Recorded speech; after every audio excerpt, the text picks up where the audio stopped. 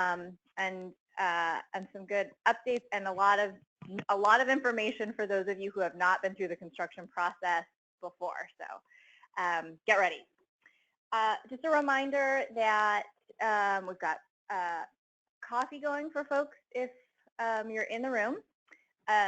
We will take a break partway through Bruce's presentation. If you need to take your own bio break, please do so. If you need to be on your phone for any reason, please do it in the hallway. Just want to, really take advantage of this opportunity to have Bruce run us through a lot of the pieces of construction that really help us, end up with a very strong, high-quality, durable product. And for us, it's great to have you all here because it does take a lot of time if we need to walk everybody through this individually. So we're trying to get a head start on that for the year because it's going to be a big construction. I guess 2018 is going to be a big construction year. A couple of reminders about my data. Thank you to everyone who has gone in and updated your projects. There is still time to make your updates before Carol prints the actual board reports today, in case you haven't. So we've got a few folks who are still working on theirs. And then also as we sort of improve and progress that system, in part due to a lot of your feedback, Susan will send out weekly updates with her Lighthouse updates. She will now also have my data updates in the expanding Susan empire. And pretty soon those updates may also include some information about the migration to the PERM library. So in September, we started putting our permanent documents directly into the PERM library. Asset has been going through and taking care of the entire portfolio. We've got a number of projects that did not convert to permanent financing prior to September, and we've got to sort of take care of those projects. So some of them, I think there's not a lot of documents. If you are in the early phases of the pipeline of development, you are, particularly like if you're not entitled yet, or you just got your entitlements, my suggestion is just go in, look at the permanent documents you have, get them into the library. They're going to be, a dozen documents. If you are past that and you have significant documents, you've closed construction, you're getting ready to close construction, those are the projects that I've sort of been thinking about as being like in limbo, right? Like they have a lot of documents that should go into the PERM library. Asset management doesn't take ownership of them yet. So we are going to have sort of a big push to get those into the library in May. We're going to get some help from, Asset actually has a couple of temp folks who are helping bulk upload those. So there'll be a training at the end of this month, early next month, to sort of figure out how to prep everything. We'll be in charge of prepping everything, and then if we can do a good job on the prep, we'll get help on the actual upload. So there's more information that'll be coming on that, just a heads up. I wanted to just make sure folks are aware of a couple of things. Matt Lewis and April are working on the Benner closing, which is scheduled for? April 27th. April 27th. Okay, awesome. So good luck, guys. Let us know if you need support or caffeine. Sarah M. is on vacation this week, a really well-deserved vacation. She converted Alma Point to PERM financing, I think the day before she left. So that was pretty awesome. Congratulations to Sarah, and give her a pat on the back when she comes back. And then I know Carlos announced it over email, but just wanted to also congratulate Riley on his promotion to project manager. So a lot of great stuff happening. Any other announcements? Info. Van Buren is on the same track as Benner, so we're getting ready to close down here as well. Awesome. And what's your date? About the same timeline as Benner. Okay. So a lot of folks getting ready for construction, really exciting. Thanks, Betsy. Other announcements, anyone? I will say Affordable Housing Week for San Mateo County and for Alameda County are both coming up, so you'll start to see information on email. And I know that there's posters, at least about the Alameda County one, in Foster City and in the East Bay office. So really encourage folks to get out and take advantage of the learning opportunities there and some of the celebrations and industry events. Let me know if you have any questions about any of those events. Okay, so with that, I'm going to turn it over to Susan, who is going to walk you through the development timeline. This is the big unveiling of a new tool that Susan has spent a lot of time developing. Sometimes I forget that Susan's only been here for 6 months because I can't imagine life without her at this point. And I think it's really amazing. She jumped right into doing focus groups for this project, basically knew nothing about the development cycle, and I sort of said, great, can you do a whole timeline that walks people through what it is to develop a project? And without batting an eye, she said, yeah, sure, I'll meet with folks and get it out there. And so she has, and so thanks to the folks who also met with her and helped provide input into this. And I think we really see this as iterative, so this is a starting point, and we've tried to provide a lot of information, but Susan will also let you know how you can provide more information, feedback, comments, so that it can continue to grow, improve, become more detailed, be a better tool for you, essentially. So, yeah. Lily. Oh,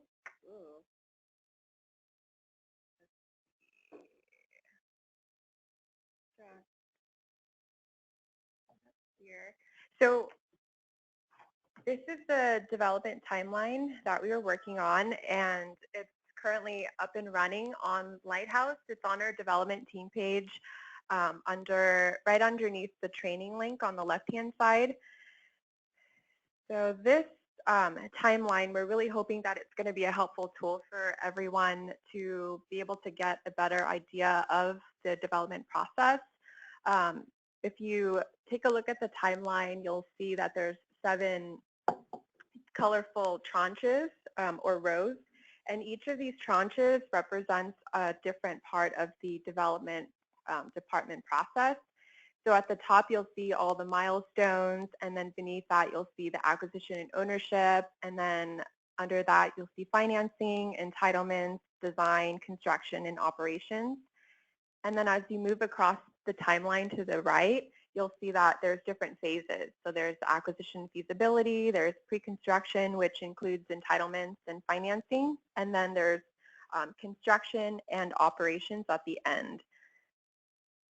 And then in each of these tranches, there are different stories that we have. So each of these stories, you can just, if you want more information, you can click on it and it'll give you a brief description of it. So this is the milestone meeting number 1, project concept. It tells you, when the meeting is supposed to take place at, the suggested timing, and then there's documents that you can link to here as well. So we have the milestone meeting process and then milestone collaboration page on Lighthouse. And we're hoping that through all of these stories that we have, we're going to be able to add, brief descriptions on what's supposed to happen during that time and link it to documents or guides or procedures that we have on Lighthouse or even like external sites or anything that you think might be helpful for that.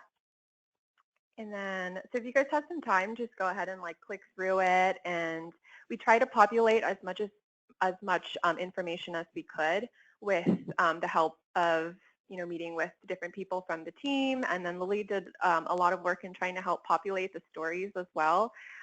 So if you guys go ahead and just, if you have time to go through it, we really want to hear all the feedback that you have and any suggestions on how you how we can make this a more helpful tool for everybody, and what helpful information you think could be added on here. And then there's at the bottom of the timeline, there's a timeline discussion. So if you want to add your comments that you have, or if you think that a particular story should be on a different a different timing on the timeline, then feel free to provide us with all of your suggestions and comments. And I just want to note that this is for new construction projects, and it's a general guide, so it's not project specific, but it could be used as a general overview for all the projects. And more as the best practices of when things should be happening. Did you show how to make comments? Yeah, so at the bottom, under the timeline, under timeline discussion, you could add a new discussion, and you could just add the subject and the information that you want to add on there. And so I think if you're looking at this and you're thinking, oh, you know, this is great. Hey, I ran into this issue towards the end of construction. It's not really flagged in the construction period. Maybe it would be good to have on there. That's where we'd like you to add, you know, go into the discussion and sort of make that suggestion. And by having all of the sort of the suggestions and the comments, if you have edits or something to the stories in one place, it'll just sort of help us manage that right here. And then I think the other piece would be, you know, I think in terms of it being for new construction versus resyndication or rehab, some of the early stuff will be a little different for resyndication or rehab, but much of the financing, construction, closeout operations, basically the last, you know, 4/5 of the process will be the same for resyndications and rehabs. Any questions about the timeline? Hey, this is Alice. I just want to say this is really great, and it's so pretty. I love that. So thank you guys so much for doing it. It really is great. One of the things I was thinking about, one of its uses is that it's a way to find out what the procedure is, particularly if there's a required procedure or something. So I love those links you have within the stories to those. And I was just thinking that's probably something that there's probably some more links that we can put in some of those because probably that's just a way for people to find those resource materials because they could find them by going to this timeline. So that's something people should think about is if there's other of those resource materials to link to. Yeah, that would be great. And again, you know, we really want this to be iterative, so we would take those suggestions for links. We want it to sort of continue to improve with all of our knowledge and experience, and really grow for you guys.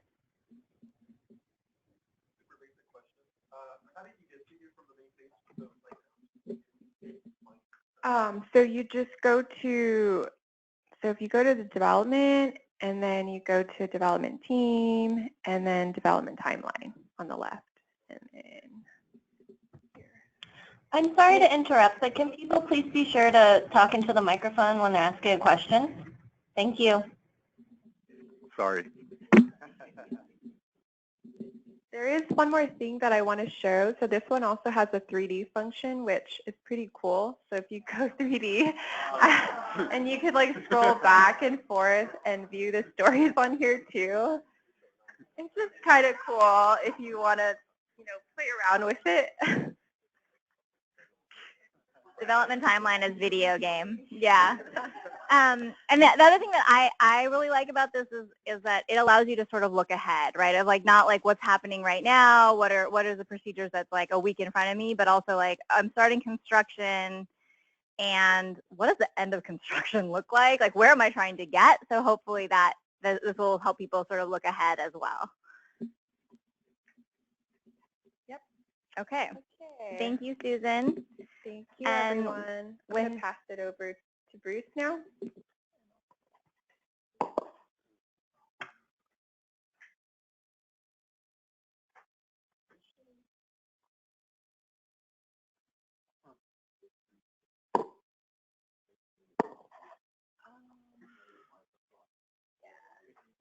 No, you just need to be on a microphone. Yeah, yeah, as long as it's flashing green. Of course, then this one doesn't clip on, right? Yeah.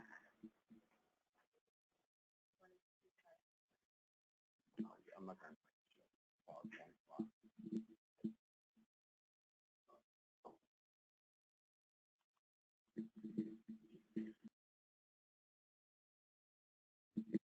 All right, so we're going to go through 4 different processes,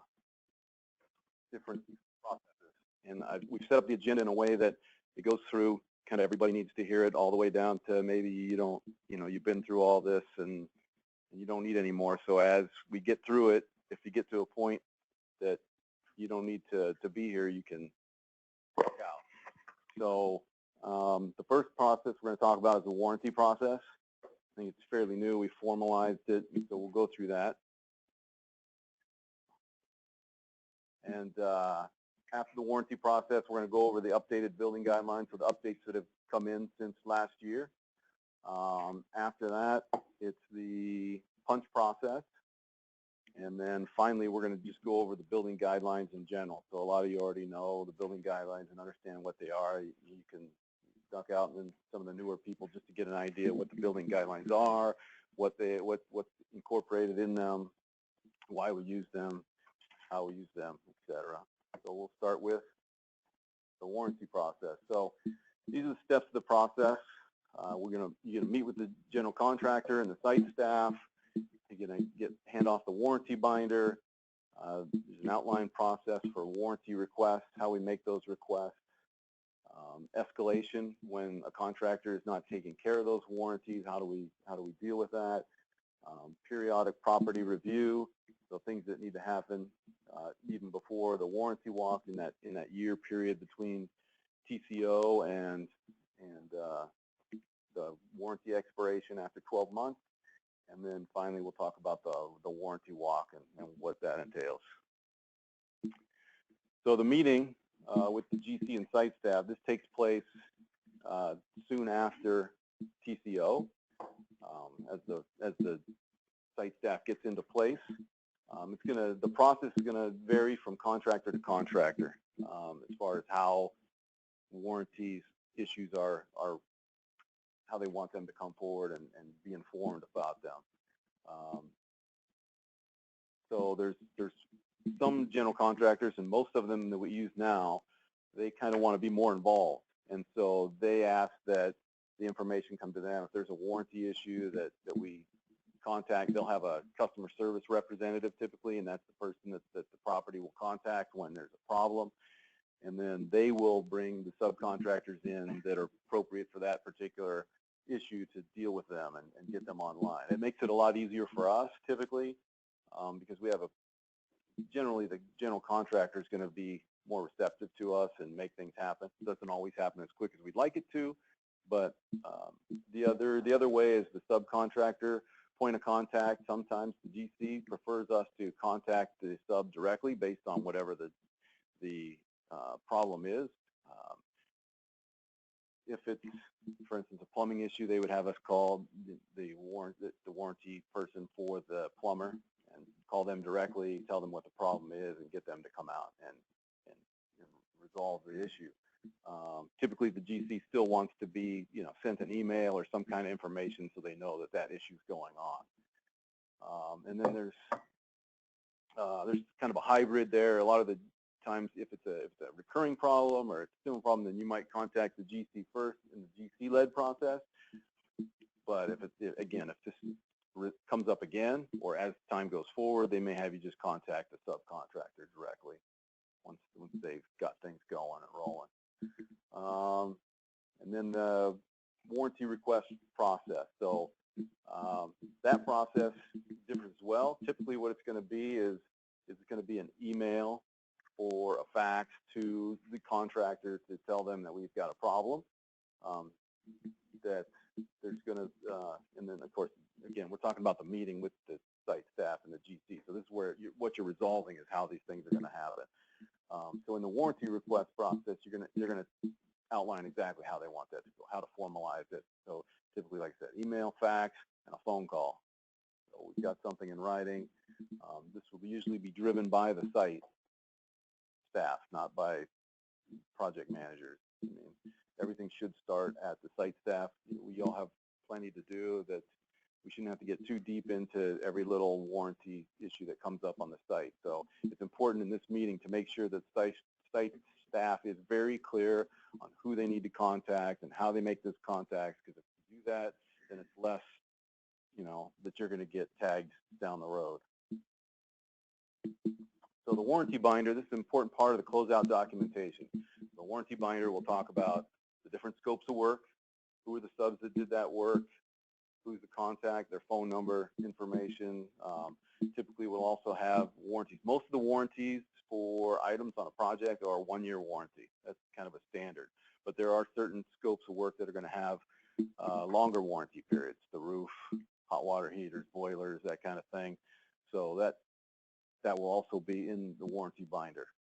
This should also include a written process. So the process that we just talked about that you're going to discuss in the meeting, it doesn't necessarily come from the GC, but it would probably be appropriate to put something together that you can tuck in there so that the CM has that on site to look at when they forget. You know, they might go 3 or 4 months without having a warranty issue, and then something comes up and they go, okay, how do I do this again?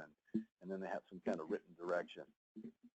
But again, the critical piece there is it doesn't typically come with a warranty binder. It's something that you probably should put together and put right there in the front.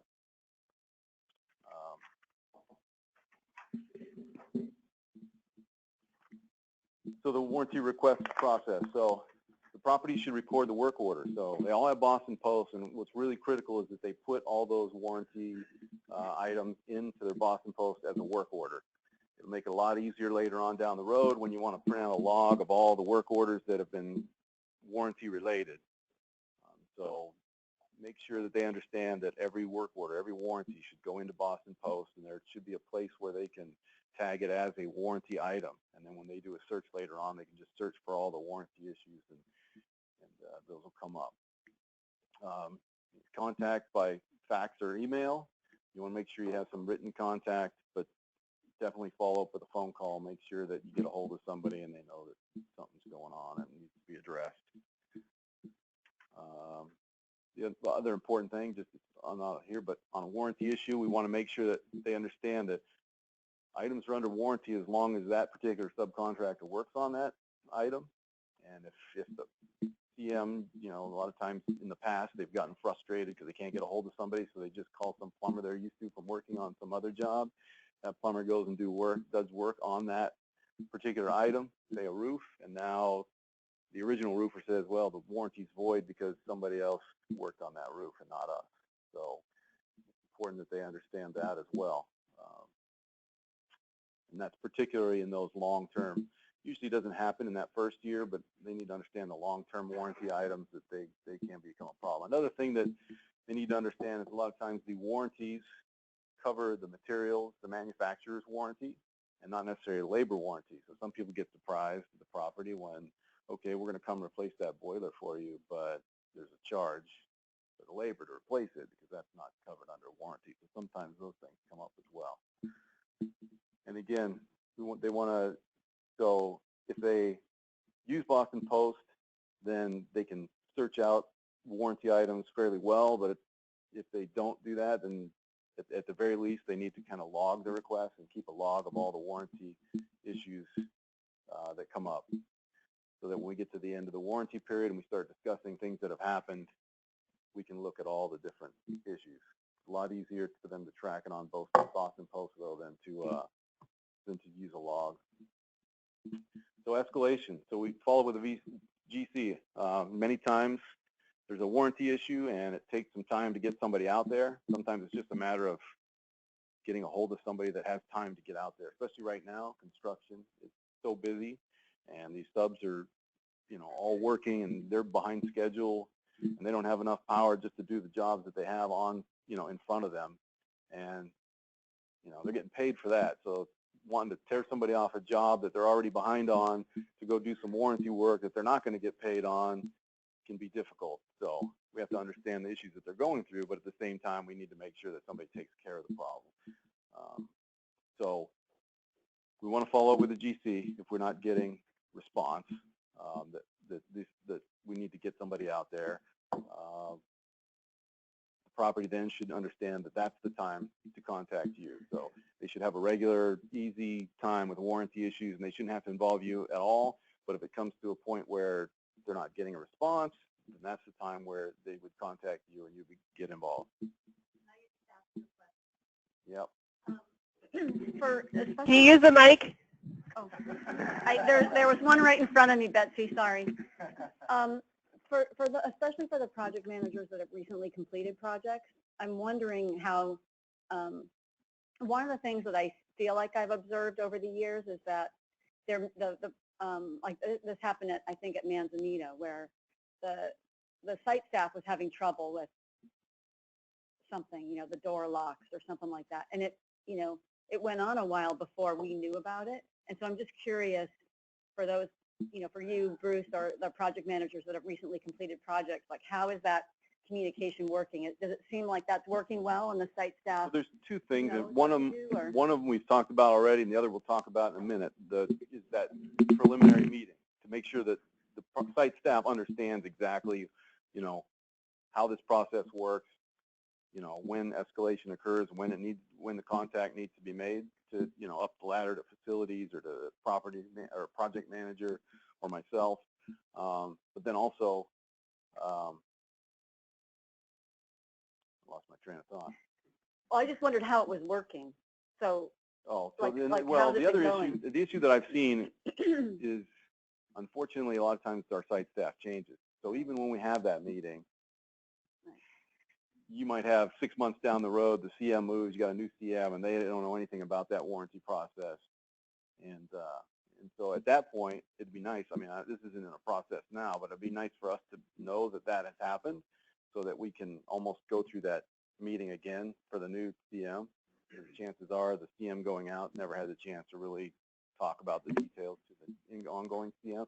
But that's the other thing. So we're also going to talk here in a minute about ongoing communications with the property as well. So, not just because there's a warranty issue, but we should follow up occasionally as project managers to the property just to see how things are going. Are there any issues that come up? And we'll talk about that in a minute. And if I can chime in a little bit, just thinking of Penn Station in Delaware, which closed down a while ago, but in those cases, I think it might have gone sort of the other way, where a lot of the little things that were happening early on, the community manager was involving me, the project manager, just because I don't think we had really fleshed out this process as much as we have over the last few years, where we do that training ahead of time. And so they were really coming to the project manager or associate project manager to figure out what was the right step. So I think it works both ways. There might have been situations where they were not being proactive, and others where they were like maybe reaching out to us a little bit too much. And now I'm thinking it's going to be more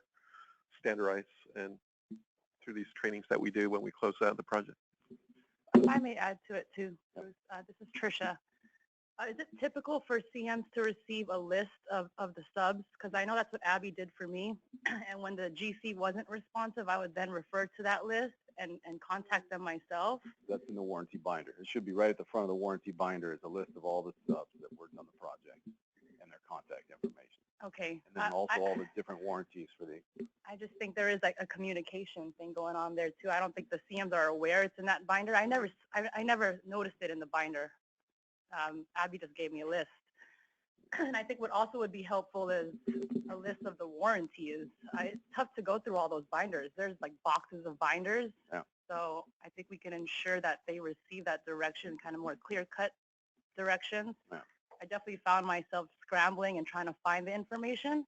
So to make it easier, I think would be helpful for the site staff. Thank you. That's helpful coming from a site staff person. So again, basically this training that I'm giving today is really kind of that training that you should give to the site staff with the GC, right, as soon after TCO as possible, so they have an understanding of all this information and how the process should work. So typically the first contact is going to be you, the development project manager. When we get into issues where there's kind of a technical issue or maybe some back and forth about maybe this isn't my problem, this is your problem, or it's created by tenants or user problems, then at that point the construction manager, myself, or a facilities coordinator, you can contact us and we can go out to the field and kind of do some investigation around what the problem is and what the cause is, and kind of get a resolution with the GC. Sometimes those don't go real fast, but I think we usually get a positive outcome. So Bruce? Yep. Maybe just another question about that. So as far as our team is concerned, sometimes we might not know, should we go to facilities coordinator, should we go to you? So, I mean, If they've escalated it to the GC is not responding, the project manager gets involved, and they're not sure exactly what to do, can they go to you and you can help them figure out? Exactly. Okay. Come to me, and if I think it's something that the facilities coordinator can or should address, then I can just assign it on to them, discuss it with them. That same question?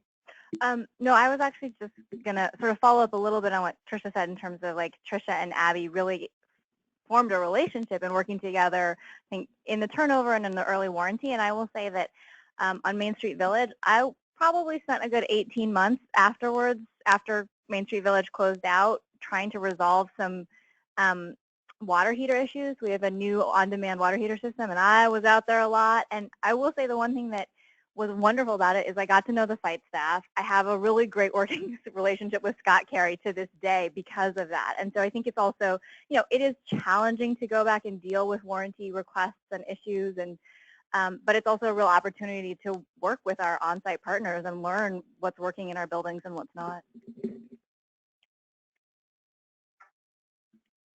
All right, so periodic reviews, what we were talking about earlier. So prior to loan closing, and talked about this in the warranty process document, it's important to contact the property. You may have some money left over. There may be other issues. They may or may not be warranty related, but if they have some issues or concerns, that there's an opportunity maybe before you close to deal with those and take care of them. At 4 to 6 months, that's a good time also to kind of, again, contact them, see how things are going, if there's any big warranty issues. If there have been small warranty issues by now, if you haven't been talking to them, they may have had some small warranty issues you don't know about, but at least it gives you the opportunity to kind of touch base with them again and to kind of understand what little problems they're having and how receptive the contractor's been with them. And then again, the next time you'll talk, it's at the 10 months, and the 4 to 6 months is just a general guideline. It could be before that, after that, and I would recommend that it's more than that. Maybe it's once a month just to kind of check in and see how things are going. And then finally, at the 10-month, the scheduling of the warranty walk. So the warranty walk, we're going to calendar at the TCO. The best bet, and what most people are doing now, is once TCO hits, they go into their calendar and set a date for a warranty walk at about 10 months. 10 months is typically pretty early for doing a warranty walk, and I wouldn't recommend you do it that early. It really needs to happen more around 11 months. So I would calendar it at 10 months, and then once that 10 months comes up, then you see it on your calendar. It reminds you that I need to set this meeting up, and then you can contact everybody, find a date that works, around the 11-month time period, and set the official meeting for that time. At that point, you want to request a copy of the warranty log from the site staff, so you can see all the issues they've been having, things that are going to come up when we all get together and talk about it, and then review that and make sure you understand what those issues are. If they're big things, it's good to kind of iron them out with them before you get into the big meeting with all the other people. You already have an understanding of what you're going to talk about. You don't want to come up to that meeting and just kind of go, wow, I didn't realize that was happening. Warranty log is the same thing as the work order log? Yeah, so they can do a warranty log, or if they go on Boston Post, and if they've logged them all as warranty items, then they can just print out a list of all the warranty work orders that they've had since the beginning of the project. So the warranty log, the preparation, the CM should get reports from the ACM maintenance as well as reviewing the log. So it's important in that time period at 10 months when you're asking for the log to also kind of suggest that they go and sit down with their ACM and their maintenance staff and kind of talk about things that have been going on. There are a lot of cases, and I found this a lot when I was out doing P&As on the facility side, is you can get a lot of information from a maintenance person or from an ACM or even from services that there have been issues at the property that nobody's ever come to you about. They don't. You would think that they all talk to each other all the time, but it doesn't happen, and there's sometimes some big things that can come up. In one project, we were actually, which one was that? Castroville. They were concerned because they'd had 3 or 4 units with some flooring issues, and they were concerned that, they might continue to have problems. And so because they had had 3 or 4 of these issues where the floor was starting to come up, I suggested that they send out a notice to all the tenants, and they could either do it one way or another. They could just say, are there any issues that you're having within your units? And feel free to contact us or let us know if you're having any problems with anything in your units. Because that way, if it comes up and it's a warranty issue, we can get it within that 12-month warranty period. The other way is you can walk it yourself. I mean, usually right around the 1 year, not you, but the property can walk those units and just make sure there's no issues. But it's kind of a good thing to do if they've got the time, at least to send that notice out to tenants, because you could get something fixed under warranty as opposed to, now you find out about it at 18 months, and now, we've got to pay for it out of pocket. So that's another good suggestion to, at 10 months, to ask the CM to send out that notice to all the tenants for any problems in their units. Much better to get it taken care of under a warranty. And then invite. So these are the people that should be invited to the warranty walk. The ones in bold are people that should definitely be there. Coordinator and facilities. Actually, I don't have facilities director on there, but we typically invite them as well, but they don't usually show up. But the coordinator typically shows up.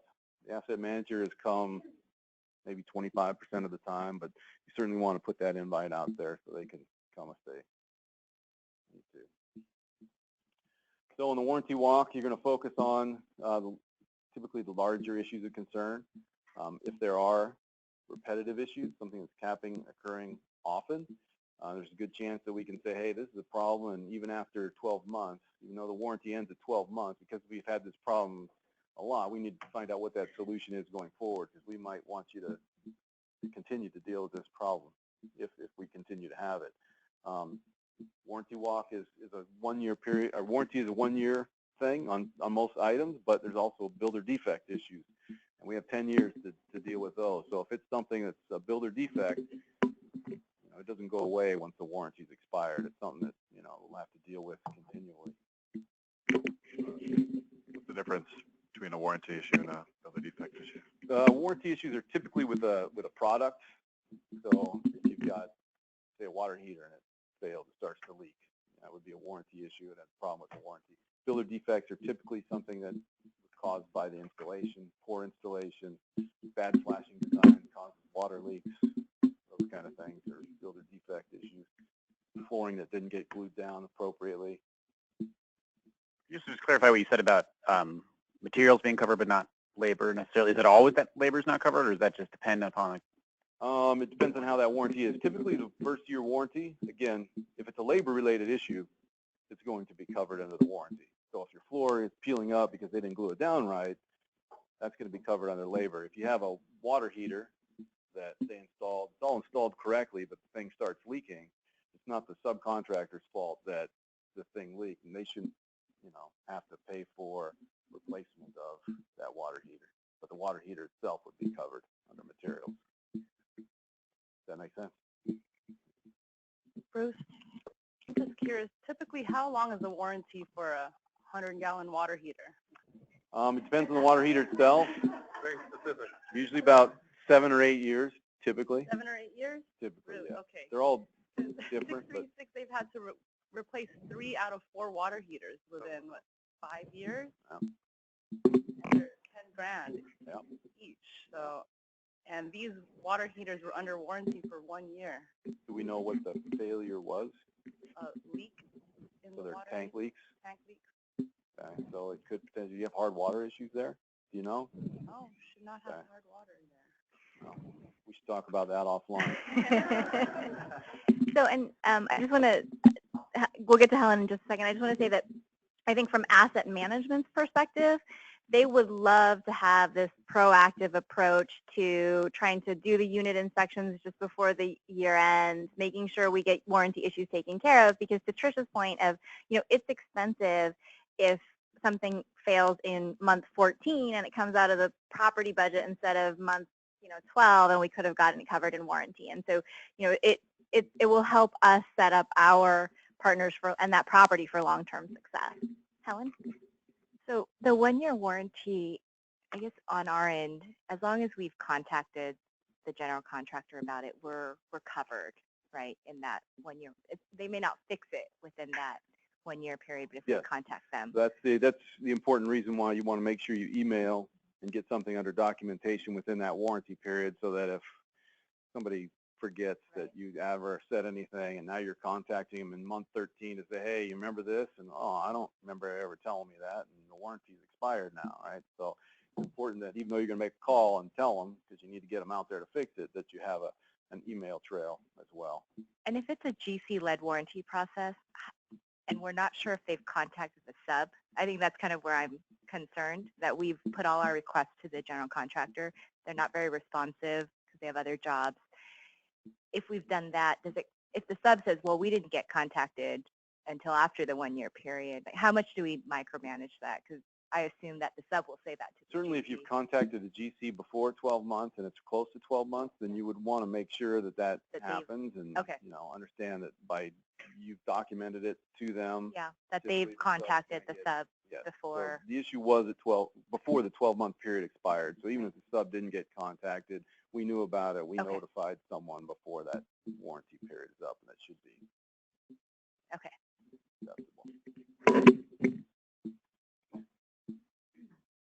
All right, so where are we at here? Okay, so the CM will prepare a list of kind of the issues that they've had.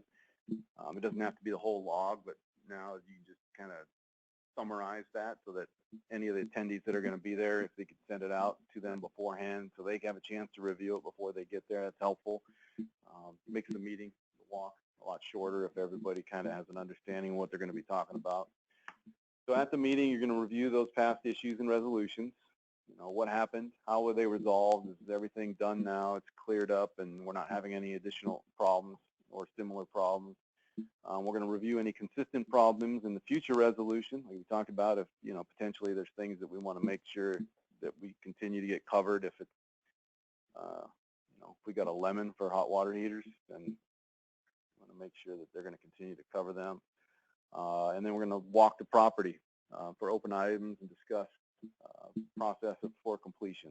So we'll usually do a property walk. We'll certainly look at any of the issues that were a problem, especially the bigger ones. We're going to talk about, okay, if there's an open item still, how are we going to resolve this? Who's going to resolve this? And then talk about that process. And then development PM, your process is to conduct that meeting. The official note taker for that meeting. It's important to take notes, especially if there's going to be action items at the end for someone to follow up on. Sometimes you're a little busy when you're conducting the meeting to actually take notes, so you might have somebody else take notes for you. Document the meeting and action items to responsible parties. So then at the end of the meeting, you go back to your office, you create an email, send it out to everybody, and make sure everybody understands this is what we talked about. This is who's going to take care of it, what they're going to do, some timeline that you've created that, you know, it's going to be done by this time, and make sure you send that out. And that way we got documentation that all that is completed. Right now we did Onizuka. There's some issues that we found, that pretty substantial issues, and we gave the contractor action item. They said, yeah, we'll take care of it. It's been a slow process. We're going to go over the 12 months probably before that issue's fixed, but at least we've documented it so everybody knows this is their issue. They contacted us back and said, yes, we understand. We're going to take care of it. So we've got that documentation in place. Could you give us an example of, you know, what's a significant issue that came up? So at Onizuka, they've got some flashing issues. Water is getting into the soffit at the second and third floor corridors. So somehow water on the edge of that deck is getting in behind that flashing and way into that soffit. So you're starting to see moisture at the edge of the soffit. So we need to open it up, figure out what's causing the problem, and get it. And so that was observed during the warranty walk, or was it something that had been identified? Well, they brought it up at the warranty walk. The site staff. And then we actually had our waterproof consultant go back out there, take a look at. We opened it up. They took a look at it. They recommended some actions. So we're waiting now on the GC to complete those actions. So that sounds like that's something that's could lead to a potentially serious issue in the future, and is the kind of thing that might not necessarily show up in the first year. Maybe thank goodness we had a really wet winter.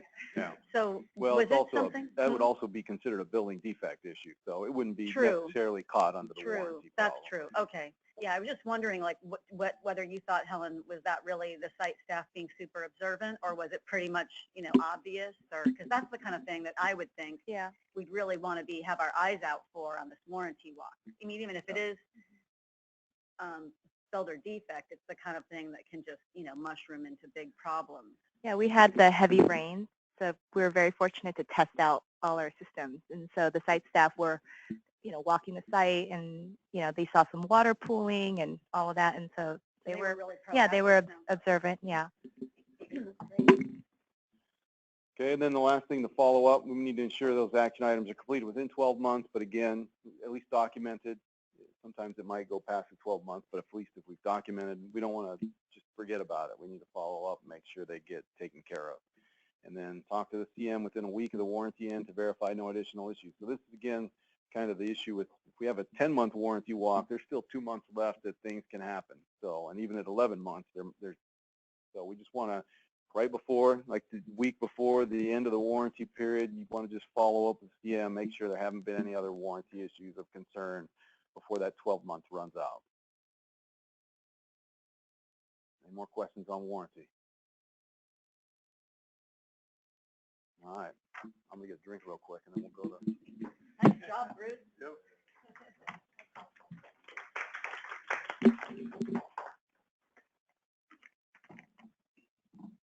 Bruce, can I add one thing about the warranty process? So that Bruce handed out a warranty process write-up that is also on Lighthouse, and it goes into more detail on who should be getting a copy of the warranty binder. And we've historically saved those onto the drive. Those should now be going into Lighthouse as a permanent document.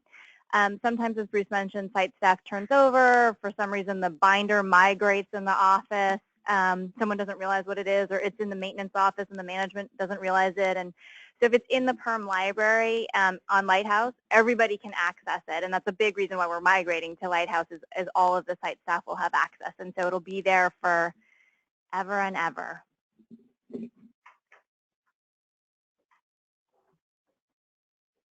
All right, so now we're going to cover the billing guidelines updates. There have not been actually a lot of updates to the 2017 version, but we'll go through each one of them here. So again, 2 different parts of the guidelines. There's the guidelines themselves, and then there's the matrix that has all the specified products that we put in.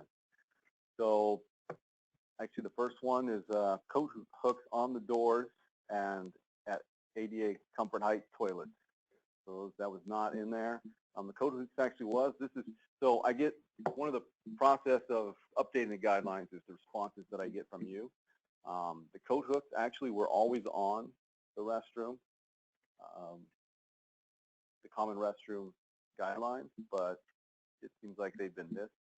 Suzanne Issei, Nevada sent me this one, said that she said that we should have coat hooks on the back of our doors. And so I went through the billing guidelines, and sure enough, there it is. It didn't say on the back of doors, but we changed it and updated it to on doors. So, so this is one of the things that we look for in billing guidelines when we're doing projects, as we're getting ready and prepared to build a product, is to make sure that it's meeting our guidelines. So Bruce, no coat hooks in the unit bathrooms, right? No, they got towel bars and things in there. I think this just, you're wearing a jacket, you go in the restroom, you gotta kind of take it. It's nice to have somewhere to put it. IT closets. So these were expanded. They used to be 3 foot by 5 foot minimum. We've expanded them now to 6 foot by 5 foot. I actually have a call in to IT to see if it matters which way that 6 foot by 5 foot is. I'm assuming 6 feet's the long way in the back and 5 feet deep, but if I get if it's one way or the other, it particularly has to be, I'll make sure we add that to it also. We added a 5-foot, it had a plywood panel before, but it didn't have 4-foot by 8-foot, the size panel. So now we've added the 4-foot by 8-foot plywood panel. We added the comment that furnishing provided in the construction contract. Bruce? Yeah, go ahead. Yeah, it's me, Luis. A quick question. The IT closet and the 6x5 closet is not dedicated only to IT, right? It can be shared with other utilities. And can you clarify this? If the 4x8 plywood panel is only for IT use, or can other utilities or equipment can be attached to that plywood, or it's just for IT use? Typically this closet is just for IT. We don't want to get a whole bunch of other things in there. Usually the MPO room has plywood panels and all those other dedicated systems installed in there. IT, okay. Typically just for IT. Okay, thanks. Furnishings, Bruce, I think, potential. Hey, this is Riley. The furnishings, is that like the rack and all that stuff? Exactly. So that's the clarification we're making here, is because it calls it out as furnishing. So we're afraid that at some point when the contractors are looking at the data, or the architect, when they're doing the design, they see that as furnishings and expect that maybe that those furnishings are by someone else. So this was really a clarification that it should be provided for in the construction contract, in the drawings. We added 2 quad receptacles on the back wall on separate circuits, and include high exhaust fan with a low passive vent in the door to make sure we're getting some air circulation. It gets warm in there. So typically this is happening. It hasn't always happened. Signage, we added locations for no smoking signs. They were on there, but they wanted to add one to the barbecue area and all of the entry doors to the property.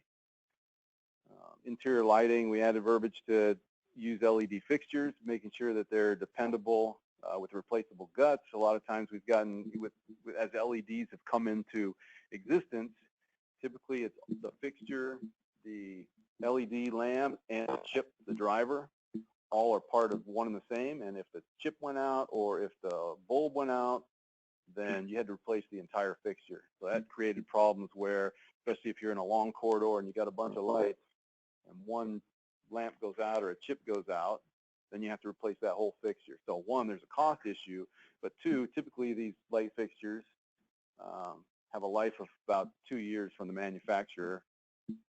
They're very fad kind of decorative light fixtures, and they stopped making them, and then now we can't replace that fixture anymore because they don't make it, and so we got to put something else. And now this long line of fixtures, you got one that's an oddball, or you got to replace them all, or what have you. So we've asked that we only use LED fixtures where you can actually replace the chip and the lamp. And they're a little harder to find, but at least when we do it, we can fix them that way. The next one came up with my meeting with preventive maintenance and facilities. Because we have gone, we used to have a storage closet on every other floor, and we just have, one mop sink, because you can go in, if you got to mop something up, you can get the elevator and get to any floor. It really wasn't a big deal. Because we're going with all hard floors now in most of these projects on corridors, they prefer to have a mop sink at every floor so that they've got an opportunity to take care of it without wandering all over the property to find a sink. We put gas grills on the podiums now. This has been a kind of a discussion point every time. Do we put a charcoal? Do we put a gas grill? Do we even want them at all? So typically now we're doing gas grills on podiums with a hard natural gas connection and secured to the building.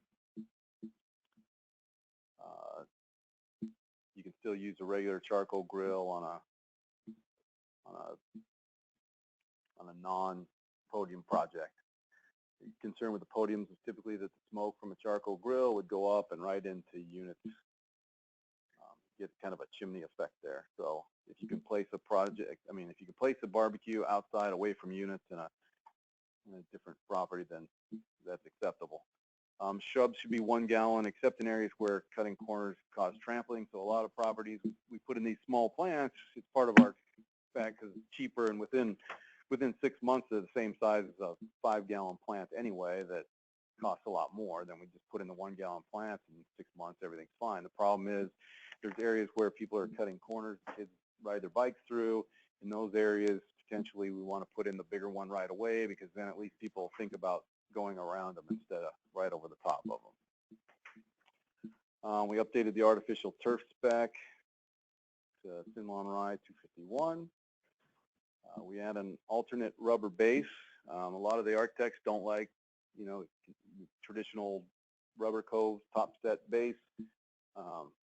Looks old and industrial, so we added a rubber base that's just basically kind of a flat. It's a little thicker, flat finish with a little squared kind of base on it. A lot more contemporary looking, and we think that they'll appreciate that.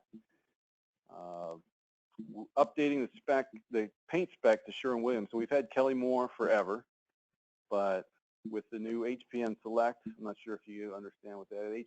Select is a buyer's program basically that we have gotten into with other affordable developers throughout the United States. Pay to be in that, so we want to make sure that we're using it. We get discounts on things that we purchase by being a partner in that.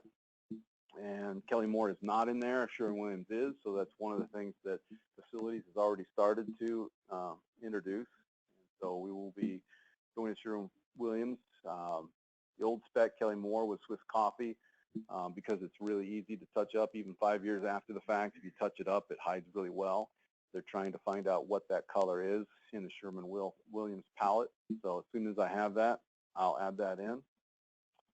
We also included a mill spec for paint. One of the things that we've seen in the recent past is, particularly on metals, they are starting to rust in 3 years. And we really don't want to see that. They're already in the spec. We typically ask for galvanized product and painted, but we think that sometimes the painter, maybe not purposely, but has not put on a heavy enough coat of paint or enough coats of paint.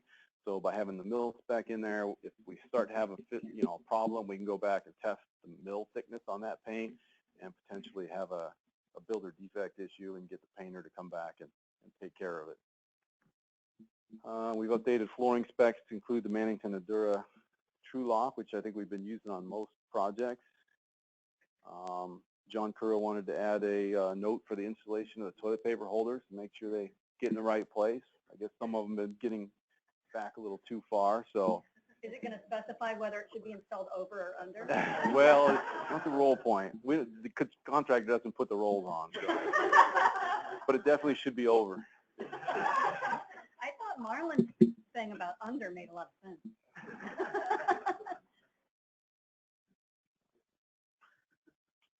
So we changed the appliance standard to General Electric. So this is another big one. We've been using Whirlpool as the standard for a long, long time. We've had issues with Whirlpool, typically getting the product to site on time. If there's a problem with the product, getting it replaced in time. That's been a problem for a while. Wasn't enough to get us to stop using them, but recently they stopped making the ADA units with a backsplash portion. ADA unit, you have to have the controls at the front. So they looked at the backsplash with nothing on it in the back, I guess, and said it's kind of useless, so we'll get rid of it. Most people have a nice tile backsplash or something on their wall anyway, so they don't want that, the appliance backsplash on there. But unfortunately, we don't put up tile backsplash, so there's nothing really to keep things from going back down behind or splattering on the wall. Also in the common space, the ADA requires 34-inch heights. Whirlpool does not make an appliance with a 34-inch height, and they actually stopped making their drop-in unit, which you can put in with a cabinet underneath it and put it at whatever height you want, but they don't even make that anymore, so that's become a problem. And so GE is our new spec, and all the different products are listed in the matrix. We changed senior property unit and common area units to the comfort height toilets. So all the senior projects will also have those now. We added gallon per minute maximums to faucets. Most of those are by code now anyway, so we're typically going to get those, but we added those where actually our faucets are tighter than regular code. We go to half a gallon per minute on those. And then we added a note for hose bibs on the roof with solar panels, so ease of cleaning. And that is the updated building guidelines. Bruce, can I ask a question? This is Ashley. Go ahead. So I've been talking with Bright Green on some of the upgrades we can make to our building materials, appliances, and so on that will help us get a certain percentage above the new Title 24. And one of the things they mentioned is window interlocks. I don't know anything about this, and I was just wondering if you have come across these window interlocks yet as an upgrade that other developments are considering in order to make their buildings more energy efficient. That is a new requirement. We actually have been talking about it on just about every project in the last couple of months during our VE meetings, and we are probably going to be doing that to get that because we need to get that to get to our points. So. Okay, good. I'm glad that it's already out there because we're trying to think about it for 21 Soledad Street, and just wanted to see if anyone else had come across that as like a kind of the new standard, and if that's being I guess adopted generally throughout our projects. Yes. Michelle. Bruce, this is Luis. One quick question about the new appliances, General Electric. So for Pippin, we are currently in the process of buyout process, and I guess we should request that we get General Electric now instead of Whirlpool? Yes, you should have time to do that. We've had a couple projects, Cottinger, phase 1.2, and University, where they're actually under construction and they are making that change. Okay. All right. Thanks. Michelle. Yeah. So a quick question about the building guidelines. So I know that you have them on the server, but so for Stevenson, I'm thinking the design team is just getting back into design and launching into CED. And I would like to be able to get the new updated building guidelines. Are the building guidelines, the changes shown as track changes, or? So the changes are all in red. Great. So anybody that's in that, we do that every year as I update them. So the new version will have any of the changes will be in red. So our regular CMs, third-party CMs, architects can quickly look and see where those changes have been made. If they're already familiar with them, they don't have to go try and find what things have changed. Great. And so most of the changes seem to be especially for Stevenson, we should be able to incorporate most of them. But one that I think about might be challenging is adding mops. I think we only had them. We're thinking about having them on the first floor. Yeah. So for projects that are currently in this limbo where they're designed, it's not a big deal for that particular one, no. Great. And just a reminder that the building guidelines are now on Lighthouse. So, there will be an update. The updated version is on the network, yeah. but it will be uploaded. Okay. To the Lighthouse. And you should go to Lighthouse for the reliable version. So 2016 is probably up there. We'll get 2017 up there. Yep. Please go to Lighthouse for the current version of the building guidelines. We cannot be responsible for the building guidelines if you do not get them from Lighthouse. If you have architects or something maybe haven't worked with us in a while, and you want the 2016 version, they're on the network too. So if they want to go back and look at, maybe they did work in the past, but now they're seeing the 2017 updates, but not the 2016 updates. You can go back to the network drive and find that one, and they can pick off those items a little easier too. So we have the historical value there, but the current version will be on Lighthouse. Are there any other updates you think are high priority to put into buildings that are just about to start construction or in the later phases of design? besides the GE appliances and any other easy to make changes? Or As far as these, yeah, I mean, if you can incorporate them, you have time to do it. try to do all of them.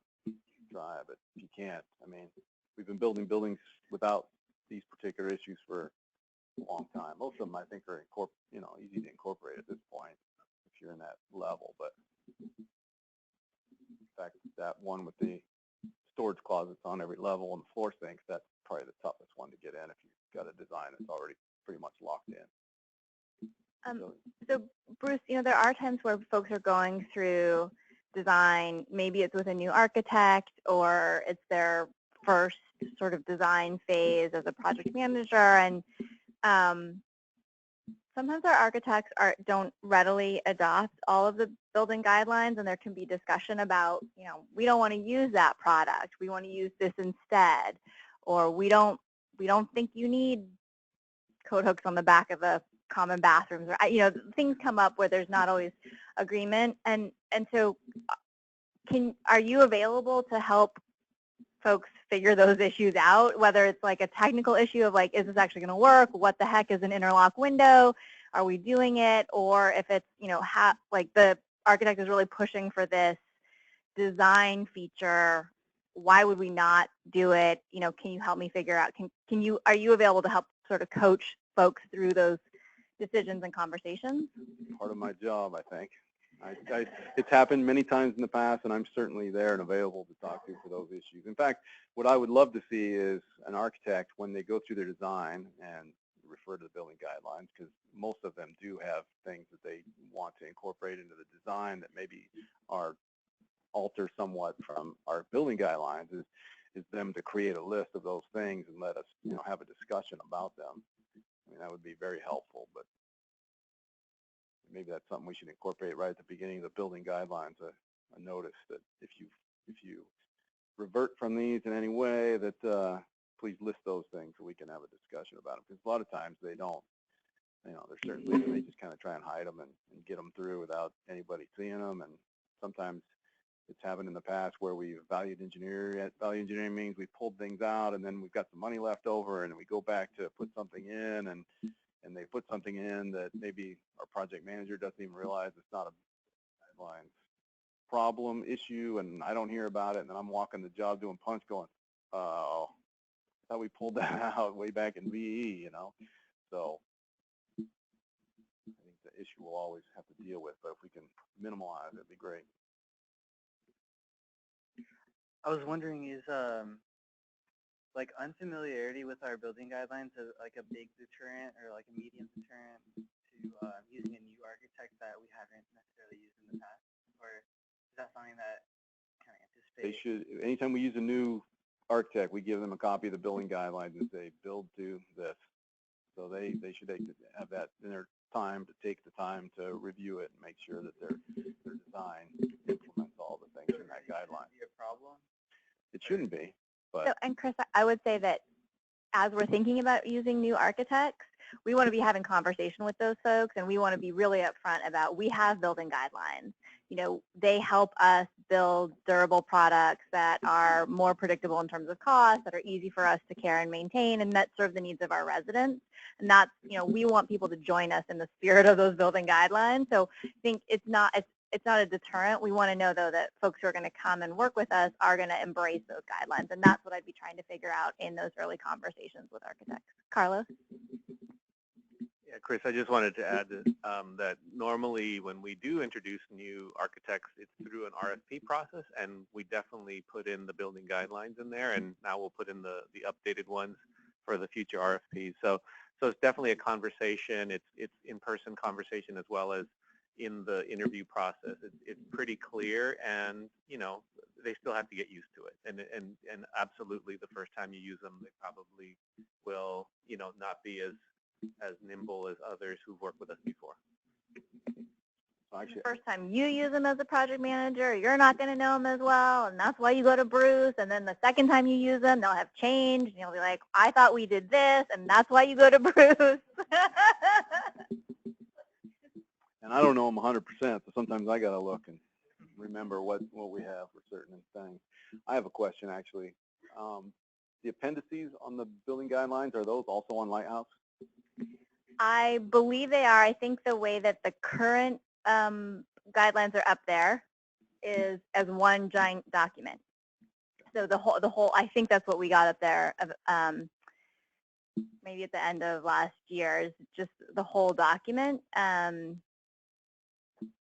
I would suggest that we get it up there that way as well, and then maybe we also put the appendices, that's the specification, more like the specifications, as a separate document. But I think when you're sending out to architects or a general contractor the building guidelines, it's easiest to just send it out as one, PDF. Here's what it is. Go to town. Any other questions? And then, like I said, after we do the punch process, we'll talk about building guidelines in general for those that aren't real familiar with them.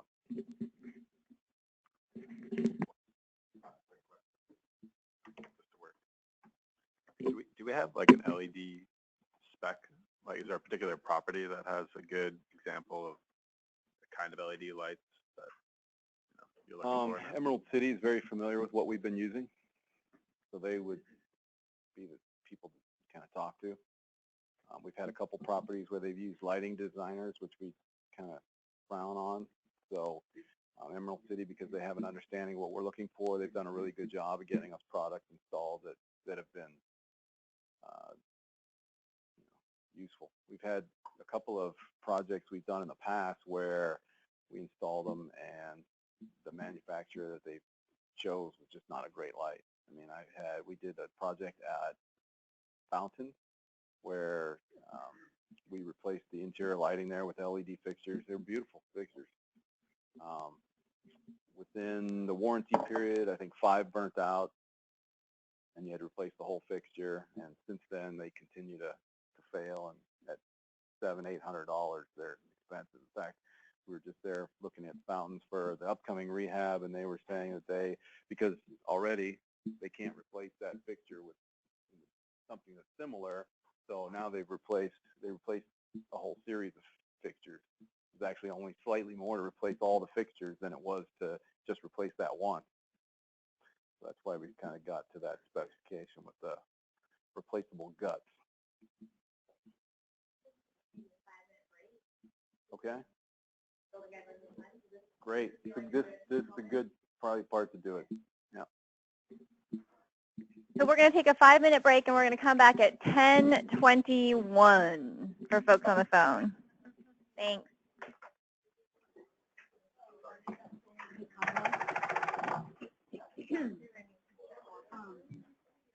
So I saw that you replied. I didn't read it yet. Okay. But, take it as however you want to. I tried to come up with something. Oh, okay. You did.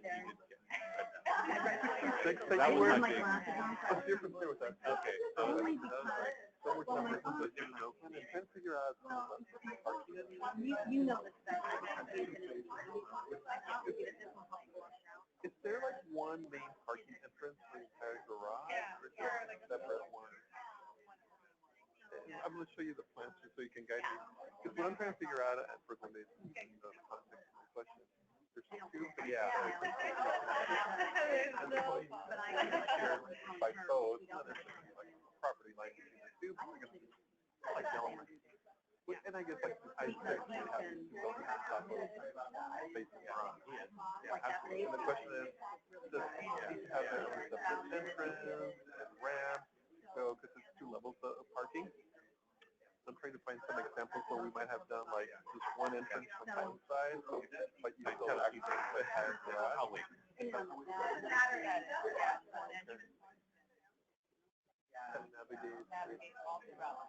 And so let me just show you, just because I'm trying to understand, it's hard for me to read the plan. This is kind of like the parking, and it looks to me like this is, I don't know if you can visualize this. I think that's more, which tells me that El Camino I was going to kind of go a little bit off topic. So this is half the parking, and the other half is here, so it's kind of like showing. But I need more. I don't know.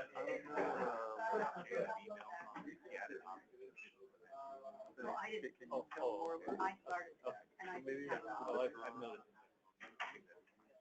So there's, this is like the basement level, so it's thinking there's some ramps here that are decreased down. Yeah, this is the elevator. And it's very much kind of hierarchical thing, you know, for her. And you enter from like El Camino? El Camino. I think because this is but I mean north, north south. I'm just putting it out, and this is the reason. Absolutely. Yeah, like the way you mentioned it, like you think. Oh, maybe this is El Camino. Maybe this comes over here. Absolutely, I agree with you. I just wanted to bring that out. Then that in her, she's very much about hierarchy. Maybe we'll look at a rendering. Maybe that'll help. So yes, I agree with that. I was kind of. Yeah, no, and maybe I'm just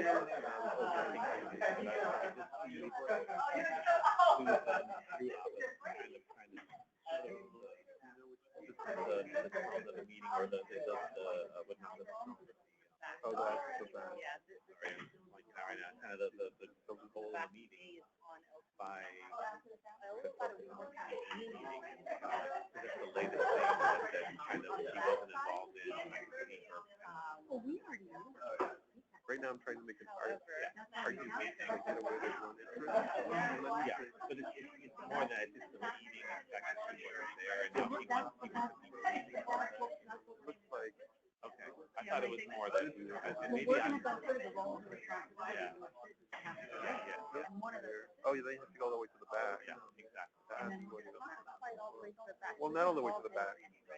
Okay, it's over here, there's a townhome frame about parcel, let's say parcel A, that go in. That's the only entrance from there, you can navigate underneath. That's how I was trying to do. I don't know that we're going to decide that on Monday. Okay. So we need to.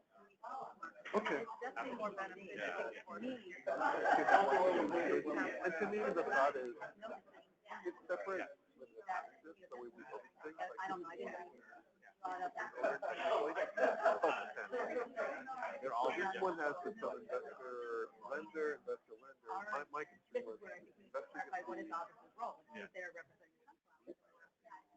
is worried because assuming that only one side gets sold and the other doesn't. Good point. Could have been built at the same time, but in some cases, I think that phase one first, phase two second.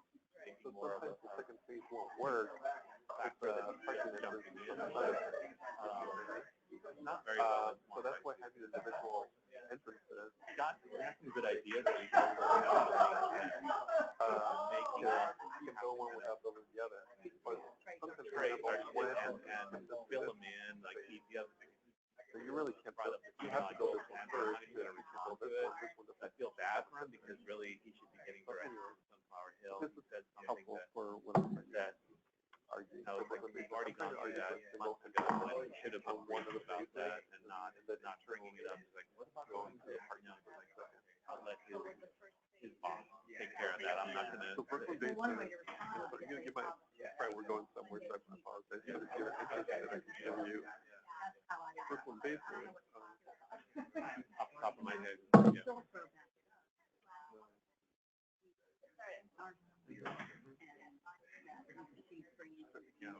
And we do need to bring them on to it. But I agree with you. And that's something that I'd like to.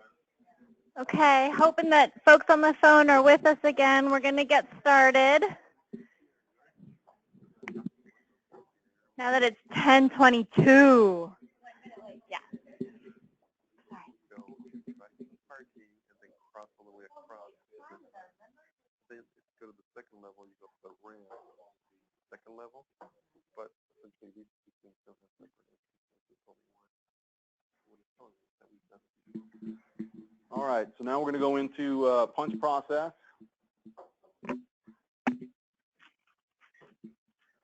So this doesn't involve a lot of your time. Actually, it involves a lot of mine, but we'll explain how that goes and what your responsibilities are. So the steps are a pre-punch meeting. That'll be on site. That'll have the most people invited. Then we do unit punches. We'll talk about the back punches after we do the first unit punches. We'll talk about the common area punch. This is for the interior common areas, and then the exterior punch, and then the punch recording, and then the training aspect that goes along with the punch process. So the pre-punch, this is where we are going to kind of set the, what's the word I'm looking for? Set the requirements for the punch. We're going to have myself, the project manager, you, the architect, the facilities coordinator, and the general contractor. And so we will typically, this will occur about 1 month prior to when we anticipate the actual punch will start. In this process, we'll identify the punch scheduling, when we think we're going to start the actual punches, through what period of time and how long it's going to take, how many units, if it's possible to do it in the sequence that they want. We're going to walk at least 1 or 2 different types of units. We'll set expectations. That's the word I was looking for earlier. We're going to set the expectations of what that punch, what those units will look like when everything's finished. The water, the gas, and the power are not required at this point. Power is helpful, but it's not required. We don't want to push off the pre-punch to wait for any of those utilities if they're not in place. And in most cases, when we're doing the pre-punch, those, at least some of those, aren't available anyway. But for the purposes of, we're not doing an actual punch of that unit. We're just kind of going around looking for a general idea of what things are going on. If there's issues that we'd like to see resolved, we talk about, make sure your dishwashers and garbage disposals and all that are plugged in, so we don't have to get under the sink and plug them in ourselves at 100 units, things like that. The architects, their job, their main purpose there is to verify that the design items that they put in are included and proper. That's not something I'm looking for. Of the things that are they installed appropriately and the finishes are right? They're there to make sure that we had a light in the design right there, and it's missing. So it's important for them to be there for that pre-punch, and it's also a good reason why we're walking at least multiple types of units. It really should be walk at least 2 different types of units. I don't know why I put that 1 in there. That should actually just be walk at least 2 different types of units. If possible, it's nice to walk 1 of each type of unit, just for the architect's sake, so they can look at them all and make sure everything got installed as it was supposed to.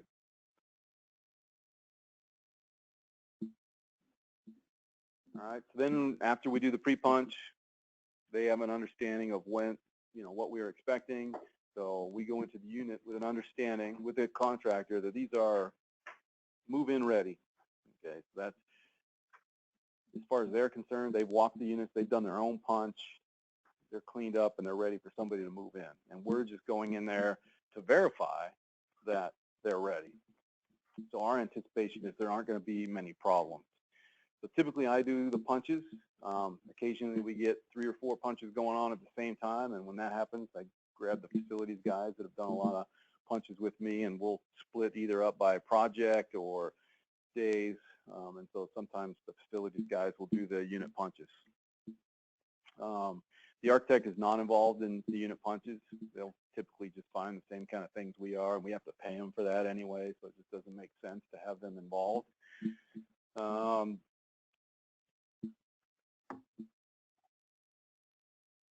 Okay, so I will do it. The GC will usually be there with me. It's preferred if the GC has someone with us, so that when we're calling something out, I'm not just writing on a piece of paper and then they get it and later go back in the unit reading my notes trying to figure out what it was that I talked about. If they're there, we can identify it. Also, if we have a maintenance person hired for that property, it's great to have them involved. If nothing else, it gets them the opportunity to kind of get to know the property that they're going to be managing. Also, which is very helpful, and a lot of our contractors do it. L&D does it. DevCon does it. They'll actually have a cleaner and a painter there, somebody to help take care of issues. So when we find something, paint touch-ups or something, they're right there. They can fix it. It doesn't have to go into the notes. It just gets handled, and we take care of it. So that's helpful as well. The unit's going to be scheduled at pre-punch. Like I said, after the end of the pre-punch, we'll set up okay, here's when we're going to start. And then these are the days that we'll do it. Typically, we like to do the same day each week. Helps us in our schedule, so we can just say, hey, Mondays from now on, Mondays through the next 2 months are going to be filled up with punch at whatever property. And so we put that in the schedule. That's typically how we like it, just to have 1 day a week. We don't like to go more than once a week. We got a lot of other work to do as well as these punches. So, when people try and squeeze it in, can we, as the project gets towards the end and there's running out of time, can we do 2 days a week? And that really kind of kills my schedule if I've got to get out to a property twice a week instead of just the once. 1 day out of the week already eats up a lot of time. So there have been situations where we had to do it. Sometimes we can do it if we get squeezed, and I can get facilities to help me, and maybe I do 1 day and they do 1 day. Of course, if we get facilities involved, there's a fee comes out of the developer fee typically that will come out of your developer fee to pay them for their time. So that's just something else that you need to be aware of. Typically, the most we're going to be able to do is about 15 to 20 units, depending on if they're all senior 1-bedrooms. Usually it goes pretty quick. I can probably do 20 units pretty easily in a day. Start getting 2 and 3 bedrooms, there's a lot more to look at. We might only get 15 on a full day. As much as possible, we like to do on a full day, so we go out there and we spend the whole day and not have to go back and forth to other places. Because if you go half a day, it just extends things out. More trips we got to make out to the site. So we prefer full days and more units. So if they've got 6 or 7 units ready, I'd rather wait a week and have them have 15 units ready and do them that way. Yes. Just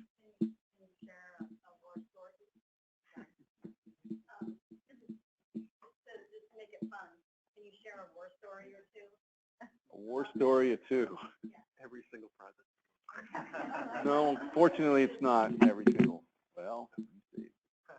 I think the most, the one that just made me laugh, as I recall, was Parker's Terrace, which is going back a ways. But they said they were ready for us. There were a couple little things, but it wasn't going to be, that big a deal. They were pretty much ready. And we walked in, and there was no base in the living room. It was all laying on the floor. The appliances were all kind of in the center of different rooms, still in their packaging. There was walls that looked like they still needed, they needed another coat of paint. It wasn't like maybe they need another coat of paint. They needed another coat of paint. It was pretty bad, which is a good point, because typically what we will do, if we show up and there's more than maybe 2 or 3 items in a unit, we'll say, sorry, you're not ready. Leave. And the reason we do that, there's 2 reasons we do that. One, it takes us a lot longer. 15 to 20 units in a day becomes 10 units in a day, because every time we find some, we got to write a note. We're basically doing their work for them, because they should have done the punch themselves. And sometimes they want us to do that. At Fetters, we had that problem where we got pushed in the schedule so much that we got to a point where we actually had to do it. And our lists were, I had a full page of notes for almost every single unit. And really, that's what they should be doing, not us.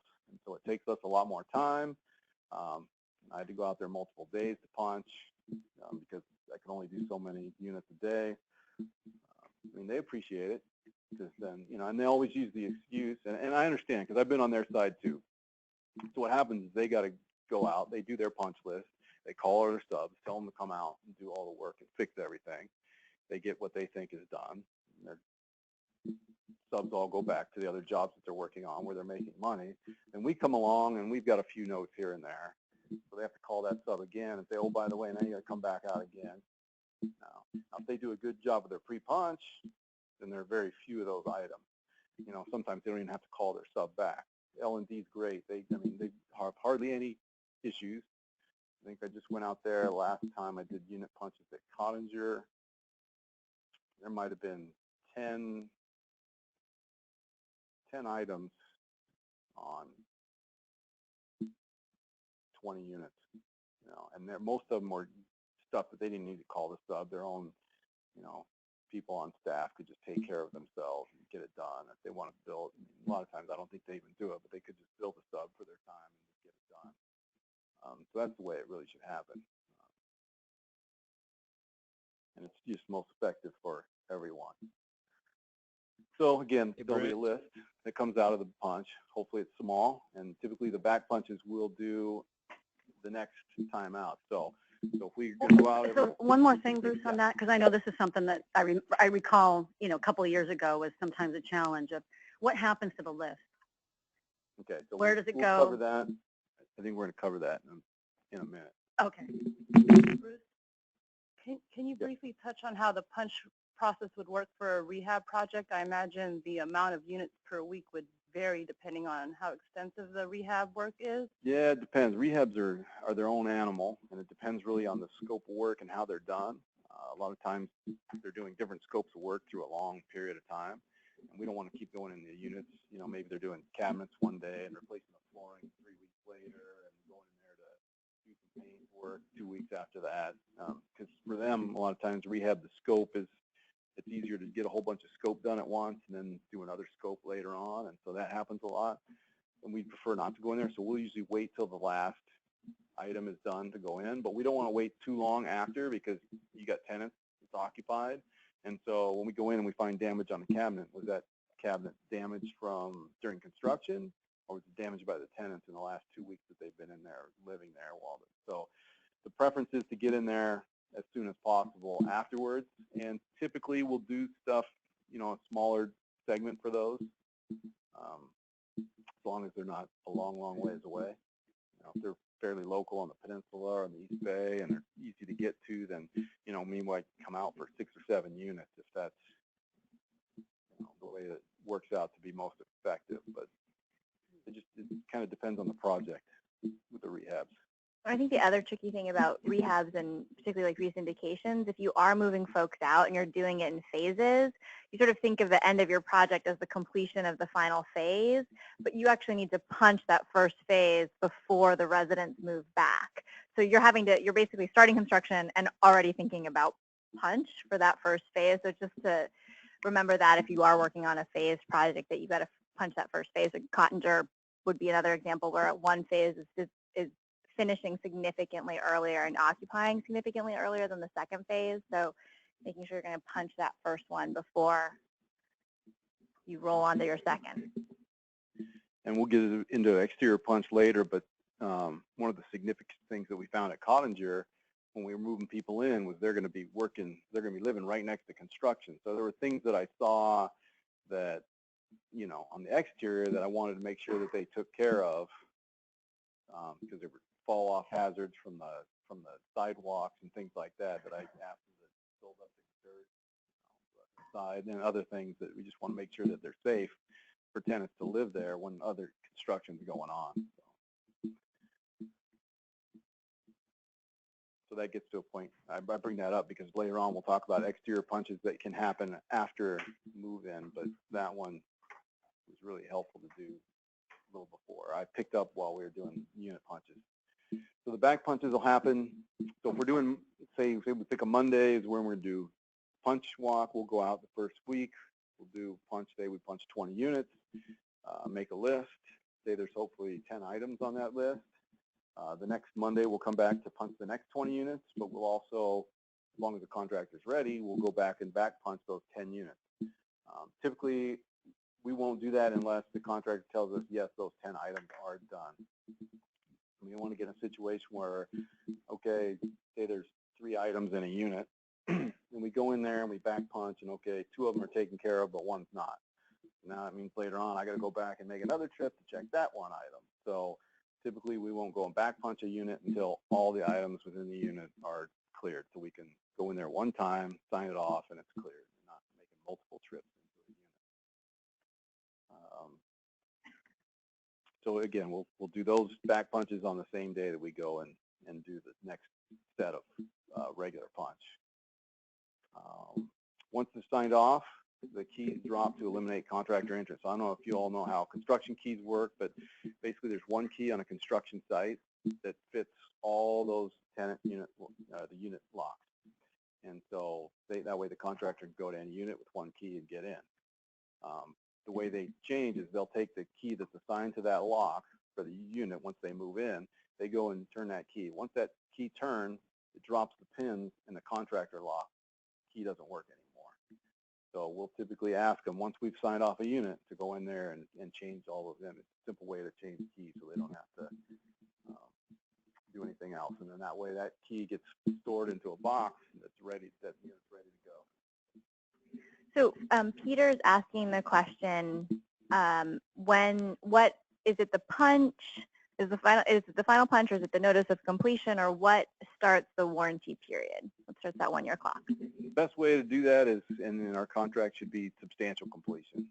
Substantial completion should be the best. I mean, a lot of times they'll look at a TCO because the contractor looks at, hey, we got TCO, and so you're ready to move in, you're ready to start using those things.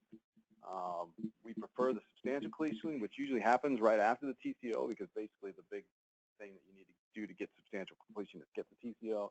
But the nice thing is the substantial completion is a recorded document, so you got a date recorded for when that warranty period starts, so that makes it easier to get a more formal and official date. So the notice of completion. Notice of substantial completion. Substantial completion doesn't get recorded. Notice of completion. Notice of completion gets recorded. Let's check our contract and see what it says. But substantial completion is a form from the architect. It's a letter from the architect. So it is a formal letter. It doesn't get recorded. Exactly. But it is like an AIA form. So exactly. And substantial completion is the one, not notice, because notice actually can happen later. Yeah. And do most folks backdate it to TCO, or what do people do to set that substantial completion date? I guess I'm just curious. Typically not, but typically it happens soon after, so it's not that big a deal. But it could be backdated potentially. There's not a big issue. I mean, usually substantial completion is basically that you have it's completed enough to make the use of for its intended purpose, which basically when you get a TCO, hopefully there's not a huge long list of punch items. Usually the punch has happened, and you got a punch list that gets attached to substantial completion that it's complete with the exception of this work. That's the best way to do it. It could be some people do it at TCO, but substantial completion is really the best. Kathy? Kathy, you gotta grab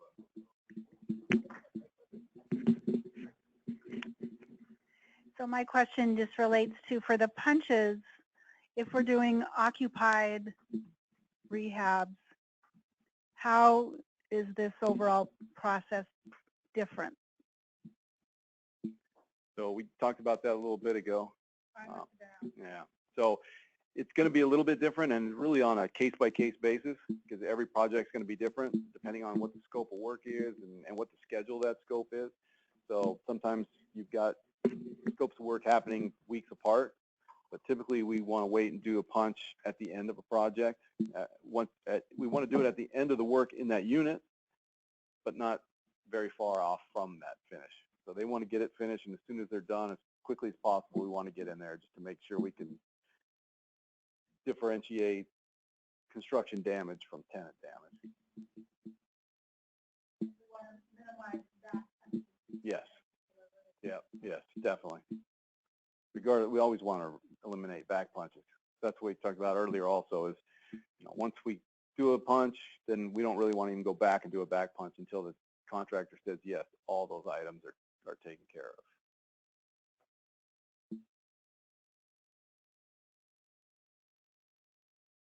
Okay, so then common interior punches, it's going to be the CM and the GC again, but we'll add the architect back in. The reason, obviously, is the architect did the design. They have a better understanding of what finishes are supposed to be installed, what fixtures, and make sure everything is installed that is supposed to be installed. They didn't miss anything.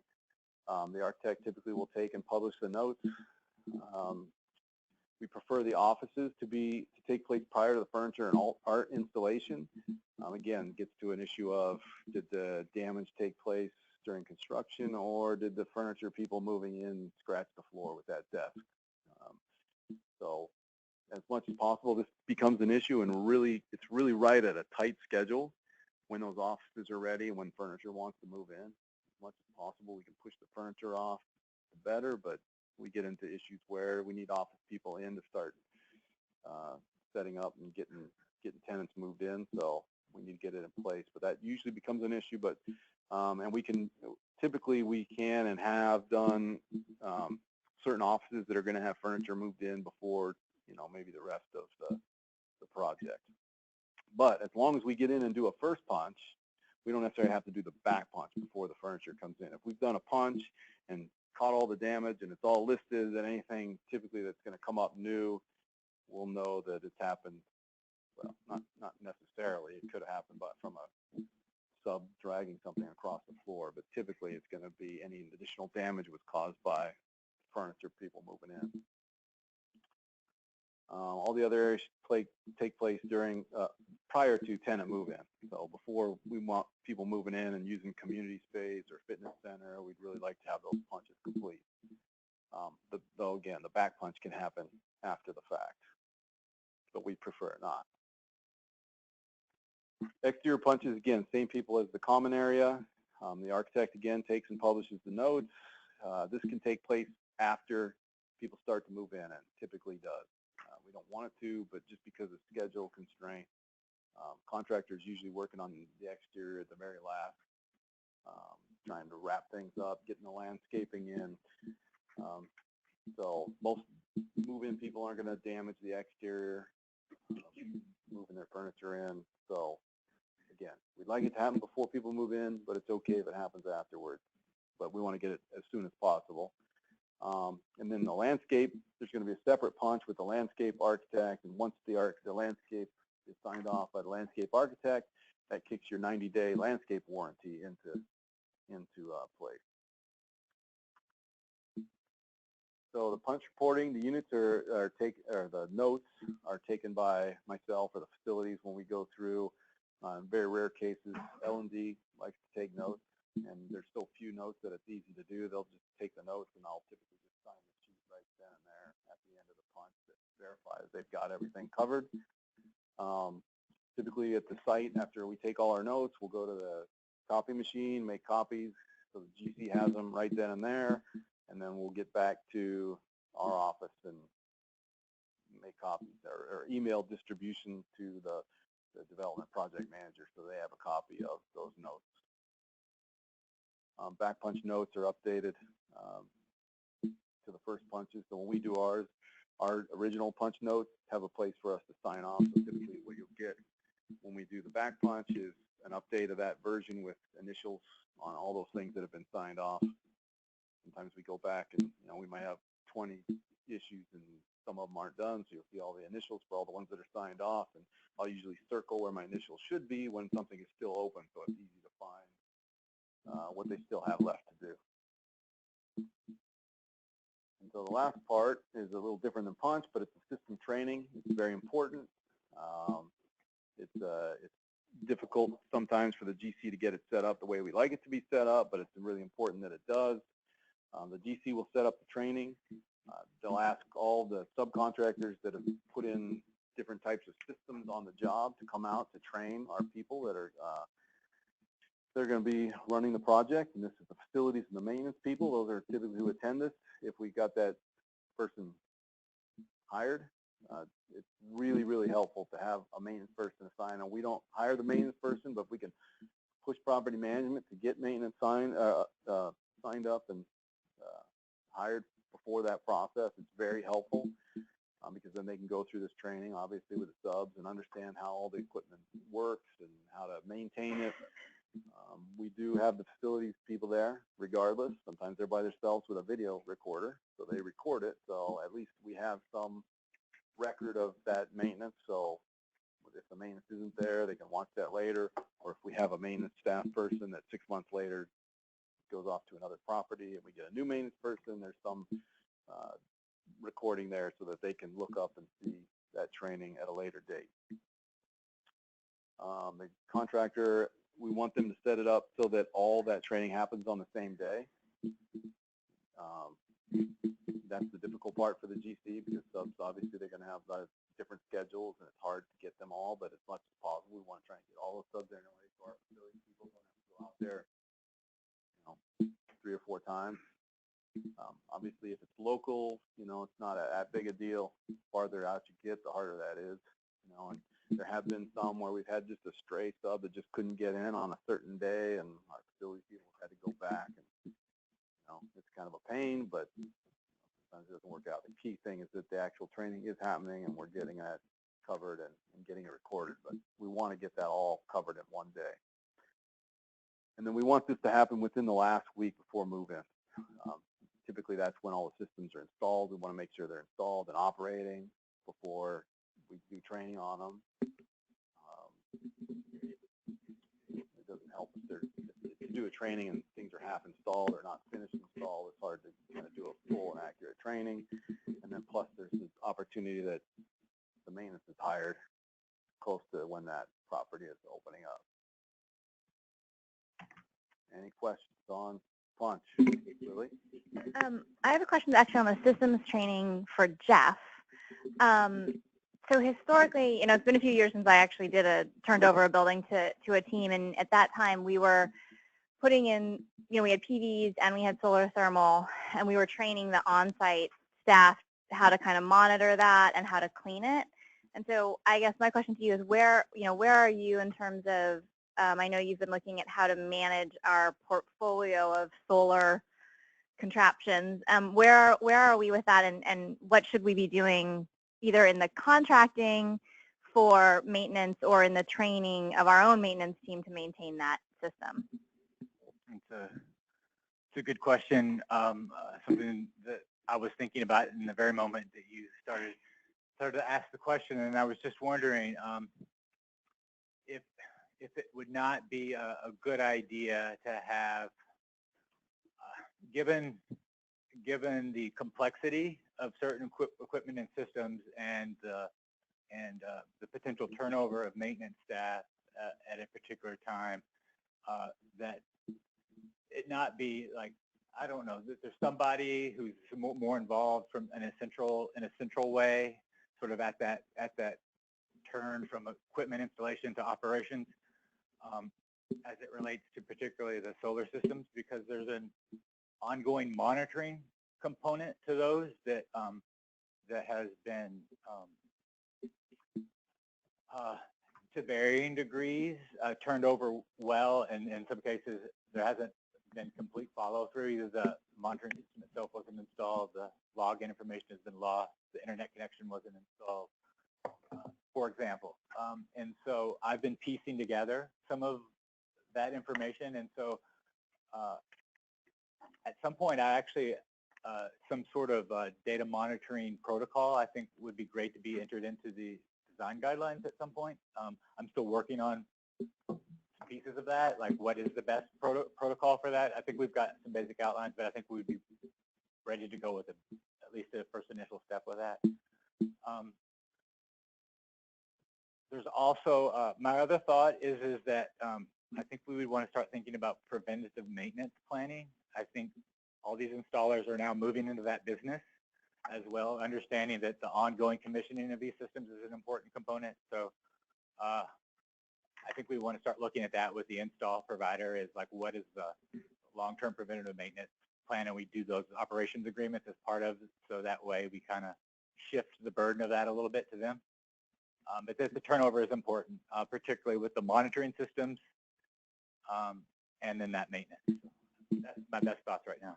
Okay, thank you. So we'll continue to train the on-site maintenance folks for the time being, but it sounds like maybe over the course of this year we'll be developing a new protocol that will be incorporated both into the guidelines as guidance and maybe a little bit of a shift or adaptation in how we actually maintain them on site.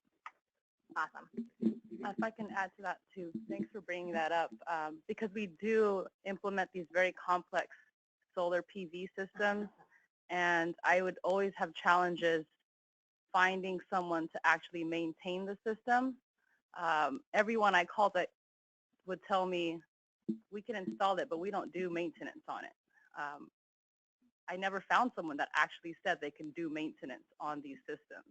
And as site staff, we didn't know what to do with the system, or there were challenges with that. There's some plumbers that got involved, but I think it's still it's complex. The PV systems are connected to our boilers or water heaters. I still don't fully understand how it worked out, but I think that is a missing link right now on a lot of our properties. So the feedback I've received from site staff is they don't know how to maintain our solar panels and even some generators on our properties, And also, security cameras are complex, and I find that site staff doesn't know how to use that. So those are things that I think we can. Is there some way to maybe include in our contracts that we do get some complimentary visits during the first year on how to? I understand we videotape the recording, the training, but I don't think that's quite sufficient for our site staff. If we can get, because our computers, our security systems are very complex. I'd like to be able to pull who's entering the building, and even something as simple as that can be kind of difficult to navigate through our security system. So. Your what? You want to your last For question. security reasons, we want to see who's entering, exiting the building, and there's a way to be able to pull a log like that. Through the card access? Yeah, through the card access. But even that can be complicated to navigate through. So I got that. It's on my list. And what I would say is that, one of the focus points for human resources this year is to really take an inventory of the training that we do have across the entire company and figure out what we want to develop as a result, or are there ways that we can cross-train? Is there a place? And we're starting to aggregate some of that training on Lighthouse, but I will certainly bring that to the training committee as a suggestion. I think, and it may have sort of deeper levels of, do we want to be looking at having, just a one or two vendors or systems, because then we could have some centralized training, right? I think part of the challenge is that a lot of the security systems and camera systems in particular are different based on particularly their age, right? And then also who's making them and stuff. So I've got that on my list, Tricia. Thanks. And can I just add, with Sunlight and Power, they offer 5-year maintenance plans. So like for new projects, to make sure to ask Sunlight and Power for that, for the site staff. Great. Yeah, we should definitely communicate that to property management. I'm not sure if they're quite aware. This is Jeff again. We are working on an O&M plan for the solar thermal systems across the entire portfolio. So like a broad one that Sunlight and Power is going to be implementing. We are also thinking about what that looks like for the PV systems. It's a different set of tasks associated with that and a different level of complication. I have a question. Currently, are there any ongoing maintenance contracts that development PM put in place before operations begin?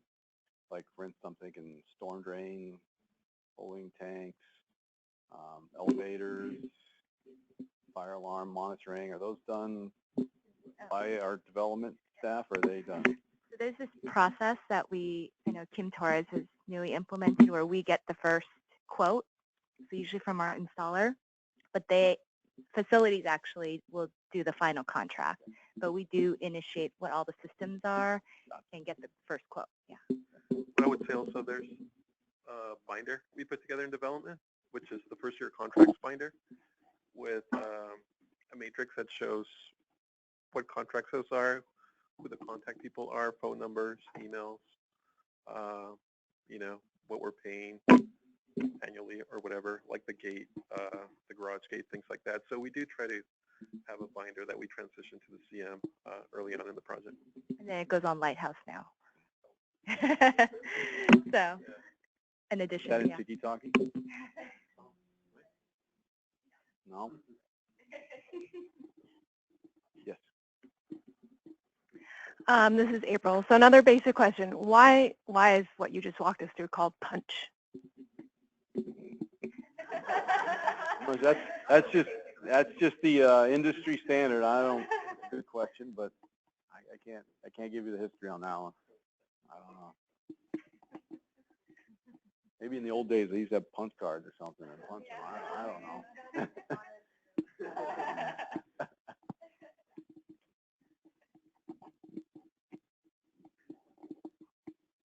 Any other questions on punch or training? All right. So the final piece is just going to be going through general building guidelines. So if you already understand the building guidelines and worked with them, you don't necessarily need to sit and stay, but we're just going to go through a brief kind of building guidelines breakdown. So first of all, the purpose of building guidelines and the history, they kind of go together. About, man, I don't know, it's like 12 years ago maybe was the first initiation of that Mid-Penn thought we probably ought to put something together. We build so many buildings, there should be some kind of standards in place so that when our designers are designing our buildings, that we're not reinventing the wheel every time we build something and then having issues with different products. We don't want to be the guinea pig. We found that sometimes we put in this new product that nobody's really tried and we install it, and then in the next few months we're figuring out how can we make this thing work without being buried in bills to pay for it, fixes. I mean, usually the warranty covers the year, and then we've got to deal with issues. Is that just a hand up? Yeah, been there? Or volunteering that. Been there? Yeah, that was me. So like, try a new system, doesn't work that great. Yeah. So we've done that. Matt has bit the bullet on one recently that we'll see how it goes. We're hoping it's gonna work out. But typically, we do not want to be the guinea pig, and we reject any new untested products. But we've also asked for extended warranties beyond the normal for this particular product. And if it works out, it's great. It's very energy efficient, and if it works, it'll be something that we can put in future projects. So sometimes there's a risk that's worth taking as long as we have extended warranties in place, things like that.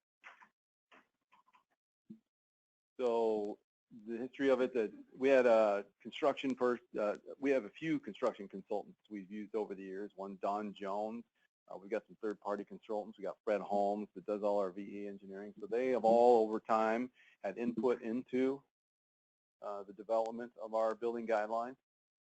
They've all put input into things that they've seen in the industry and things and ways to improve ours. I've been involved in some of it. Many of you have, in the process of working on projects, found issues with certain items, so that we've made changes. We get information from facility staff and maintenance and property management.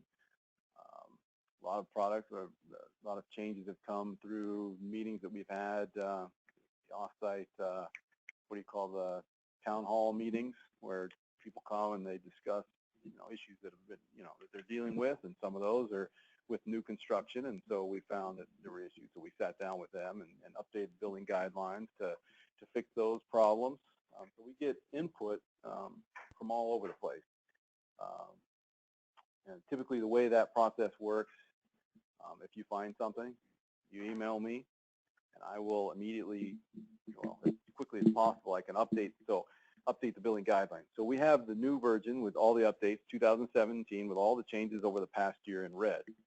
And so what I will do is I will take that and I will change all the red, take all the red out of it, and then I will start updating for the coming year. Anytime anybody has some change that's significant that we want to make into the building guidelines, I will update the building guidelines and put it in red again. So I start basically developing next year's version live.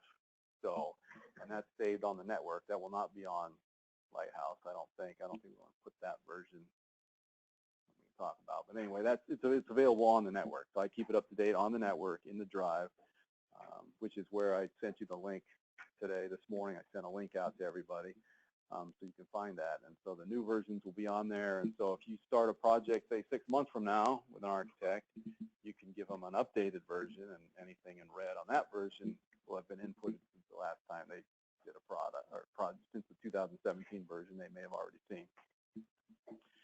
But if you get 6 months from now and they haven't done a project in a while, then you might have to give them both so they can see the changes from both years. So we try and keep it updated constantly, and there are always issues, there are always changes going on, there's always input, there are always things we're talking about. I go to the VE meetings, and there's almost always something that we're talking about that changes for instance, the window monitoring from the HVAC systems. That's something that's just come up. We started talking about it, and we're figuring out how we're going to input that into the building guidelines. They come in two parts. So there's the design guidelines, and then there's a product matrix.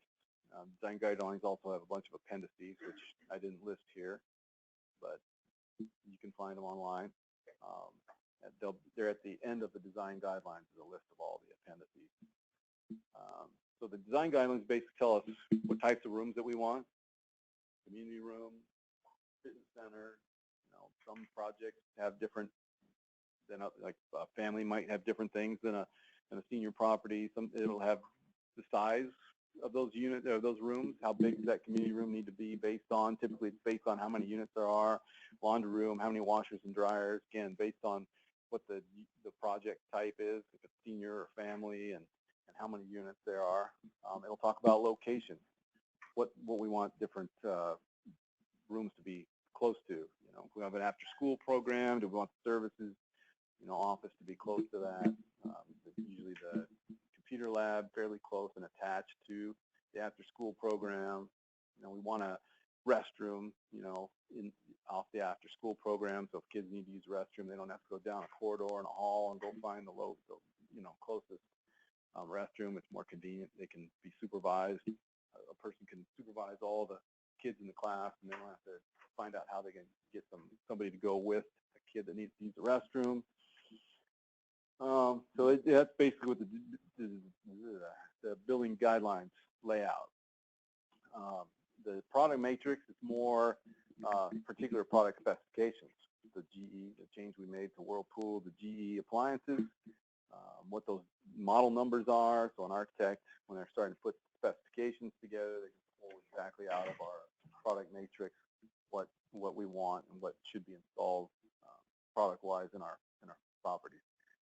They're built on construction standard index, so everybody's familiar with that. Basic 16 building standards. So number 8, doors and windows. 16 are your mechanical and electrical. So that way an architect can easily go through it and find the specifications that match their specifications and the way they build them.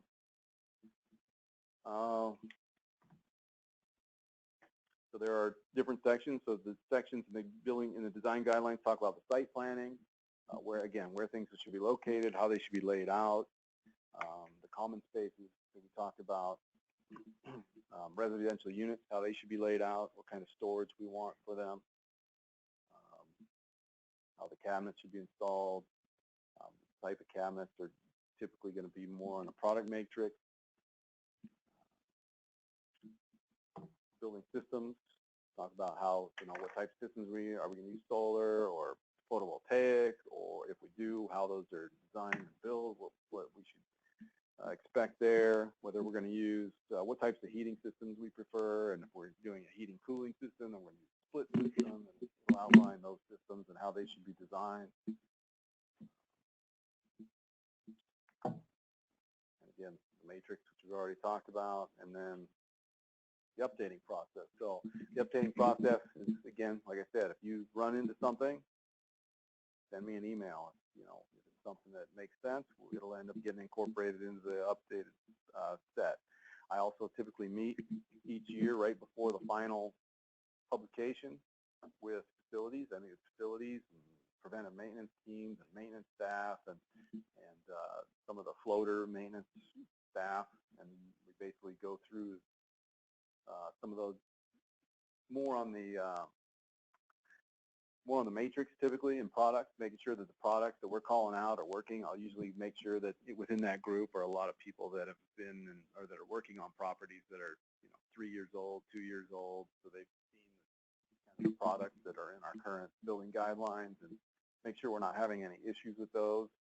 The big thing that changed this year with that process was the janitor closets at every level with a mop sink. So that's something they really wanted. I honestly tried to talk them out of it, but they were pretty adamant that with hard floors, I mean, it does make sense. But now that we're hard floor corridors all the time and they need to be mopped, and you've got to really do that. We're not doing carpet anymore.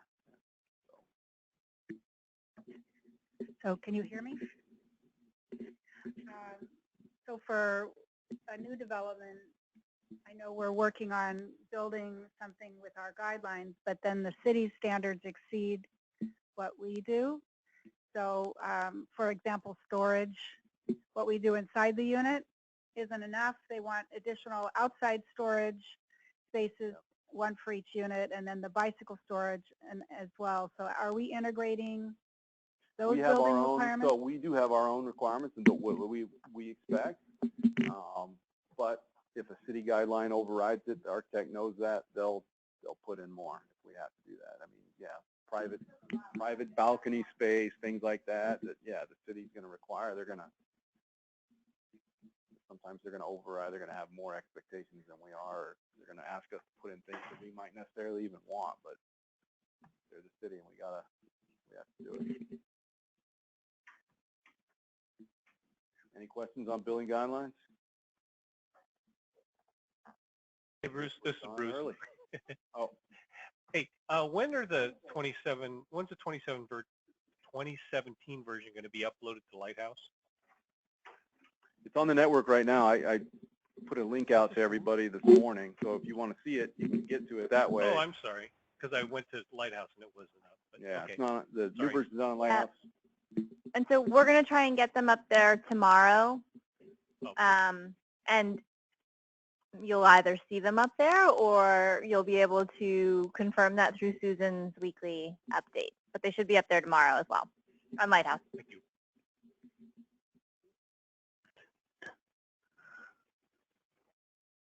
All right. Did you have questions, Andrew? So for the 2017, are all the appendices included in the document? They're not in that link that I sent. Okay. So are those all being? It will be in the Lighthouse version. It will be in the Lighthouse version. Okay. All right. Thank you.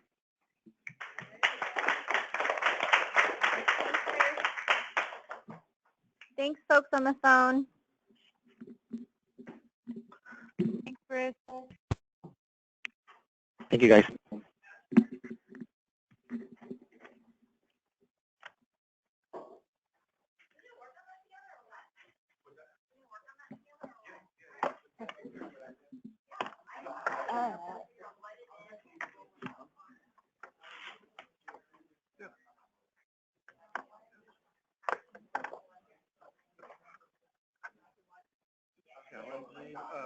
Some Brooklyn business and master development. It's pretty tight. There's something there's not really